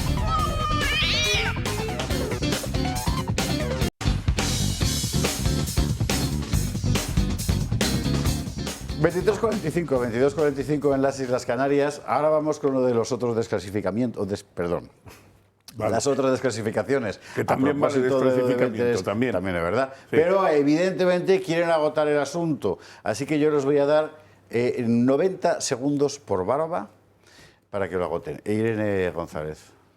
Bueno, yo solamente quiero recordar, y voy a lo importante, que son los pactos que tengan que llegar a nivel nacional y que también el votante tenga esto en cuenta, que si realmente quiere cambiar cosas a nivel de inmigración, que es el asunto primordial que afecta al resto, si de verdad quiere cambiar cuestiones en vivienda, si quiere cambiar cuestiones en trabajo, si quiere cambiar cuestiones en todo, bueno, que al final todo surge por parte de la inmigración, que piense cuál es la posición actual del Partido Popular, que es con el PSOE, y cuál es la de Vox. Entonces, si quieren que las cosas cambien, ¿por qué van a votar a Vox esperando que luego otro partido, o sea, que voten al PP pensando que luego otro partido que es Vox le va a forzar a ser otra? Que voten entonces directamente a Vox en vez de al Partido Popular.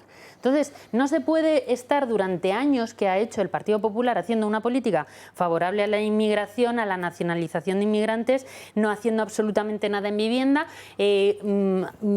solamente bajando medio punto del IRPF en la comunidad autónoma correspondiente, y cuando este país hay que darle la vuelta del todo, pensar que ellos son los primeros que van a liderar esa reforma. Entonces, como hay que tener eso en cuenta, que los cambios y los pactos tienen que ir ahí, que tienes que pactar con alguien que no tiene tu mismo programa, que se tiene que tener en cuenta más que en el apoyo, en lo que realmente se va a cambiar. Jorge Campos, Miguel Durán, Ana Cuartero. Irene, el tema de la inmigración es fundamental y es un gravísimo problema, pero no es el único, ¿eh? Y no todos derivan... Pero bueno, no me hagáis diálogos, que todos no todos derivan de la inmigración, porque tenemos un gran problema separatista desde hace muchos años y nos deriva de la inmigración, y hay que ser contundente, y el Partido Popular no solo no ha sido contundente, sino ha sido condescendiente y ha puesto las alfombras rojas para que en Baleares tengamos un gran problema de separatismo, en Cataluña también, sí, incluso en Valencia y en Galicia. Y no es inmigración, lo digo porque hay muchas facetas, problemas gravísimos que afectan a la unidad nacional y que el PP también está... Pero esos problemas... No hay diálogo posible. Sí, Miguel Durán, 90 segundos. Miguel Durán, 90 segundos. Pero esos problemas Miguel Durán, hay otros problemas. Pero hay que atender a ellos. No, porque si no es interminable. Vamos a ver, yo que no soy militante de Vox, Irene, Ana, Jorge... Yo tampoco. Bueno, pero... Yo, ¿Lo eres del PP? Bueno, no soy del PP, Irene. No, pues Irene, que tu nombre significa paz. Vamos a ver, una interrupción más y me voy. Y adelantamos goles comparados. Si yo solo le digo que su nombre significa paz y que tengamos la fiesta en paz. Lo único que quiero decir es que sois los que pertenecéis a partidos, sabéis perfectamente cómo funcionan los partidos políticos, unos de forma muy autocrática, como puede ser el PSOE, otros de manera más democrática, como yo espero y estoy seguro que es Vox y el Partido Popular, y espero que al final triunfe la cordura y que se llegue a pactos saludables en el sentido más positivo para todo el mundo. Ana Cuartero. Pues efectivamente todos lo esperamos, que se llegue a pactos que sean buenos para España. Eso es lo que todos esperamos, y yo creo que Vox también ha hecho un acto de generosidad poniendo a cero esas negociaciones, diciendo vamos a volver a empezar, y el Partido Popular ha vuelto a actuar de una forma prepotente. Pero bueno, nosotros como siempre tenemos la mano tendida porque buscamos el interés de España y, como bien digo, unas negociaciones en las comunidades autónomas que, como muy bien ha dicho Jorge, efectivamente tenemos un gran problema con la inmigración, tenemos un gran problema con el empleo, tenemos un gran problema con la vivienda, pero no tenemos que olvidar nunca que tenemos un gravísimo problema de destrucción de la nación española, en la que colaboran tanto ese reemplazo poblacional como la pérdida de identidad de los españoles de Cataluña, de Galicia, de Baleares, de País Vasco, enumerando, etc. Porque los 90 segundos se nos van a... Los 90 segundos los he agotado. Minutos. Creo que Vox estamos demostrando capacidad de negociación. Ahora toca que el Partido Popular deje de ofender, deje de hacer publicaciones en prensa y se siente efectivamente a negociar por el bien de Extremadura, de Aragón, pronto de Castilla y León y, por supuesto, de toda España. Señores, esperamos. se acabó, que decía Lola Flores. Con... ¿Vas a desclasificar? Apóstrofe A.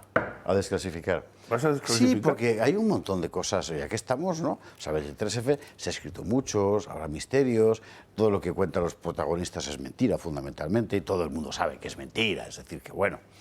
Pero anda que no han pasado cosas que han sido decisivas, empezando por el 11M, como decía antes Irene, que ha sido completamente decisivo, es verdad que es un punto de ruptura en la historia reciente de España, y que hay un montón de secretos deliberadamente mantenidos. Bueno, Alba Sánchez hace una pequeña exploración. Era 11 de marzo de 2004, Madrid, 7:36 de la mañana y un solo sonido. Estoy en Atocha, ha habido una bomba en el tren y hemos tenido...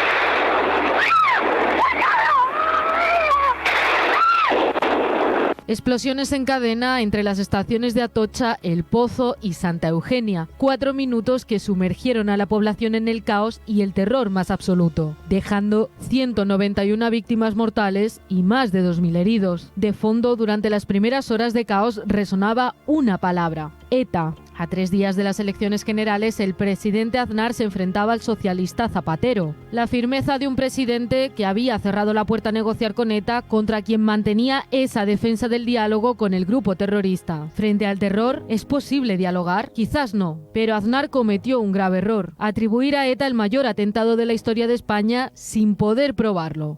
Todos sabemos que este asesinato masivo no es la primera vez que se intenta. Las fuerzas y cuerpos de seguridad han impedido varias veces que viviéramos esta tragedia. Lograremos acabar con la banda terrorista. No hay negociación posible ni deseable con estos asesinos que tantas veces han sembrado la muerte por toda la geografía de España. Un año antes, Aznar había dado una orden clara: colaborar en la invasión de Irak, alegando la supuesta existencia de armas de destrucción masiva y la necesidad de luchar contra el terrorismo internacional tras aquellos atentados del 11 de septiembre. No podía ser un ataque de la yihad. En 4 ocasiones consecutivas, las fuerzas y cuerpos de seguridad han conseguido evitarlo, pero desgraciadamente en esta ocasión ETA ha conseguido su objetivo. En estos momentos las fuerzas y cuerpos de seguridad y el Ministerio del Interior no tienen ninguna duda que el responsable de este atentado es la banda terrorista ETA. Bueno, ETA no siempre reivindica sus atentados y nunca lo hace, en cualquier caso, inmediatamente. Pero hubo un dato clave: ETA utilizó distintos explosivos a lo largo de su historia, entre ellos titadín y goma 2. Pero el explosivo goma 2 seco utilizado en los atentados del 11M fueron directamente suministrados por Emilio Suárez Trasorras, proveedor y colaborador directo de la célula yihadista.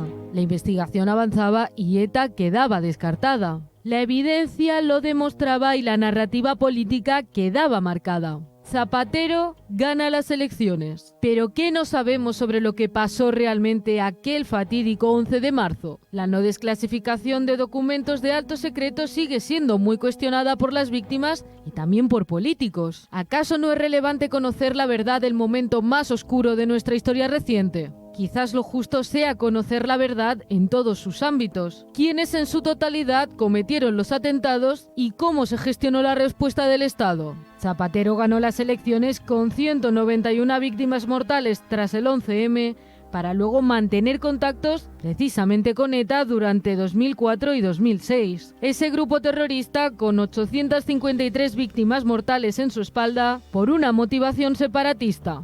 Padres, madres, hijos, hijas, abuelos y abuelas, vecinos que salían a la calle y nunca más volvían. Pero la historia tiene memoria, aunque tarde más en ser contada. Ahora Pedro Sánchez y su gobierno socialista necesita apoyos para poder gobernar, al precio que haya que pagar, porque una imagen vale más que 1000 palabras. Otro presidente que se sienta a negociar con la herencia política de ETA, haciendo socios a los enclaves separatistas, olvidando que cuando ignoramos la historia, esta nos puede volver a golpear. En realidad lo que cambió la historia de España no fue el 23F, ciertamente, sino fue esto. Y a partir de ahí, en lo que hemos devenido. ¿Quién indujo a Aznar a cometer un error tan garrafal? Porque si pensamos que fueron solamente sus más directos e inmediatos colaboradores, bueno, eso es lo fácil. Pero si algún día se desclasifica todo lo que rodeó eso y sobre todo si no han conseguido borrar todas las pruebas, a lo mejor nos llevaríamos una grandísima sorpresa. Yo ahí me quedo por el momento, porque a mí... más no se puede, más se puede decir, no. Quiero decir... Todos son... No, yo lo que quiero decir es que evidentemente el inmenso error de Aznar consistió en cebarse, o le cebaron, en la incriminación a ETA, y sobre todo en no haber tocado a rebato en ese momento y haber dicho, señores, en este clima no se pueden celebrar, no podemos ir a unas elecciones. Así es decir, es. Eso a mí me parece fundamental. 2 minutos. Jorge, Irene, Ana, y nos vamos. Jorge, Irene, Ana. 2 minutos. Menos, 1 minuto. Detrás de lo del 23F, esto que llaman reivindicación histórica, que no reivindica nadie, por cierto, o sea, no es un debate que estuviera ahí, no se habla de eso en las colas de la sanidad pública, ¿no? A ver si vamos a descubrir el 23F. No es solo, como he visto por ahí, una cortina de humo, que lo es también, pero no es solo una cortina de humo, hay un objetivo peligroso detrás de esto. Evidentemente. O sea, tiene claro. las dos facetas, y lo vamos a ir viendo porque el objetivo peligroso de Pedro Sánchez es llevar a esto, aprovecharlo incluso con las elecciones, me atrevería a decir yo, en un debate, monarquía, república, cambio de sistema y olvidarnos de todos los desmanes del gobierno socialista y de la corrupción. Evidentemente, para desclasificar y averiguar es mucho más importante lo del 11M que no del 23F, que insisto, no reivindica a nadie. Doña Irene. Bueno, pues efectivamente, lo del 11M es que es la clave de bóveda de todo, y si la gente le pusiesen en Antena 3 los documentos desclasificados de lo que realmente pasó, de muchas cosas que se embarraron y que no se permitieron que se contase la verdad en medios mainstream, bueno, es que el Partido Socialista no podría seguir existiendo en España, que es ahí donde está, digamos, la clave de todo, se cae el régimen por completo. Entonces, creo que es clave, que es fundamental, que eso tarde o temprano tiene que salir, pero bueno, lo primero, al llegar al gobierno, cierre de fronteras, deportaciones masivas y luego desclasificación del 11M. Lo que no entiendo es lo de Antena 3, porque lo dejo que hay que Irene como... No, lo de Antena 3 por medios mainstream, ¿sabes? Que la gente... Minuto final, Ana, y nos marchamos. Yo creo que tiene mucha razón, porque lo que dice que aquí no hay los supuestos defensores de la Constitución del 78, quizá lo que van es en contra de la forma del Estado, ¿no? Desde 1978, porque yo creo que toda esta desclasificación pues está muy vinculada a todos los ataques a la monarquía, ¿no? Todo lo que últimamente sale del rey Juan Carlos, de tal. Yo creo que van hacia el desprestigio de una institución, pero no por la institución, sino por la forma del Estado. Ellos, la forma del Estado de la monarquía parlamentaria no les gusta y cualquier momento es bueno, ¿no? Para darle una palada más, ¿no? Yo creo que no es la corona, que es el muro. Es decir, se trata de deslegitimar para siempre a cualquier derecha. De verdad, lo mismo que haya un rey o haya un presidente de la República. Pues yo creo porque que ya el presidente del gobierno es el presidente de la República y el rey solo está lo que está. Pero la federalización de España es mucho más sencilla sin rey que con rey. Pues no, es mucho más fácil con rey que sin rey. En las repúblicas no lo estamos viendo. Porque lo legitima. En las repúblicas no presidencialistas, el presidente del gobierno es el presidente, es el puñetero amo, ¿no? Quiero decir que a mí que me quieran poner una república. Que me quieran poner bueno, señor Juan, tío. Juan, muchas gracias. Goles con Parrado, que se queda con Parrado. Miguel Durán. Vale. Ya, aquí, en Radio Libertad y en esta señal y en la app 107.0, ya sabe usted además, Madrid, goles con Parrado, programa futbolero, y cualquier día hablarán hasta del Real Club Deportivo Mallorca, por ejemplo. Que nos debe ir fatal. Molt bé. Nos va fatal, Arrasate está fuera, pero nos va muy mal, sí. El que es muy colchonero.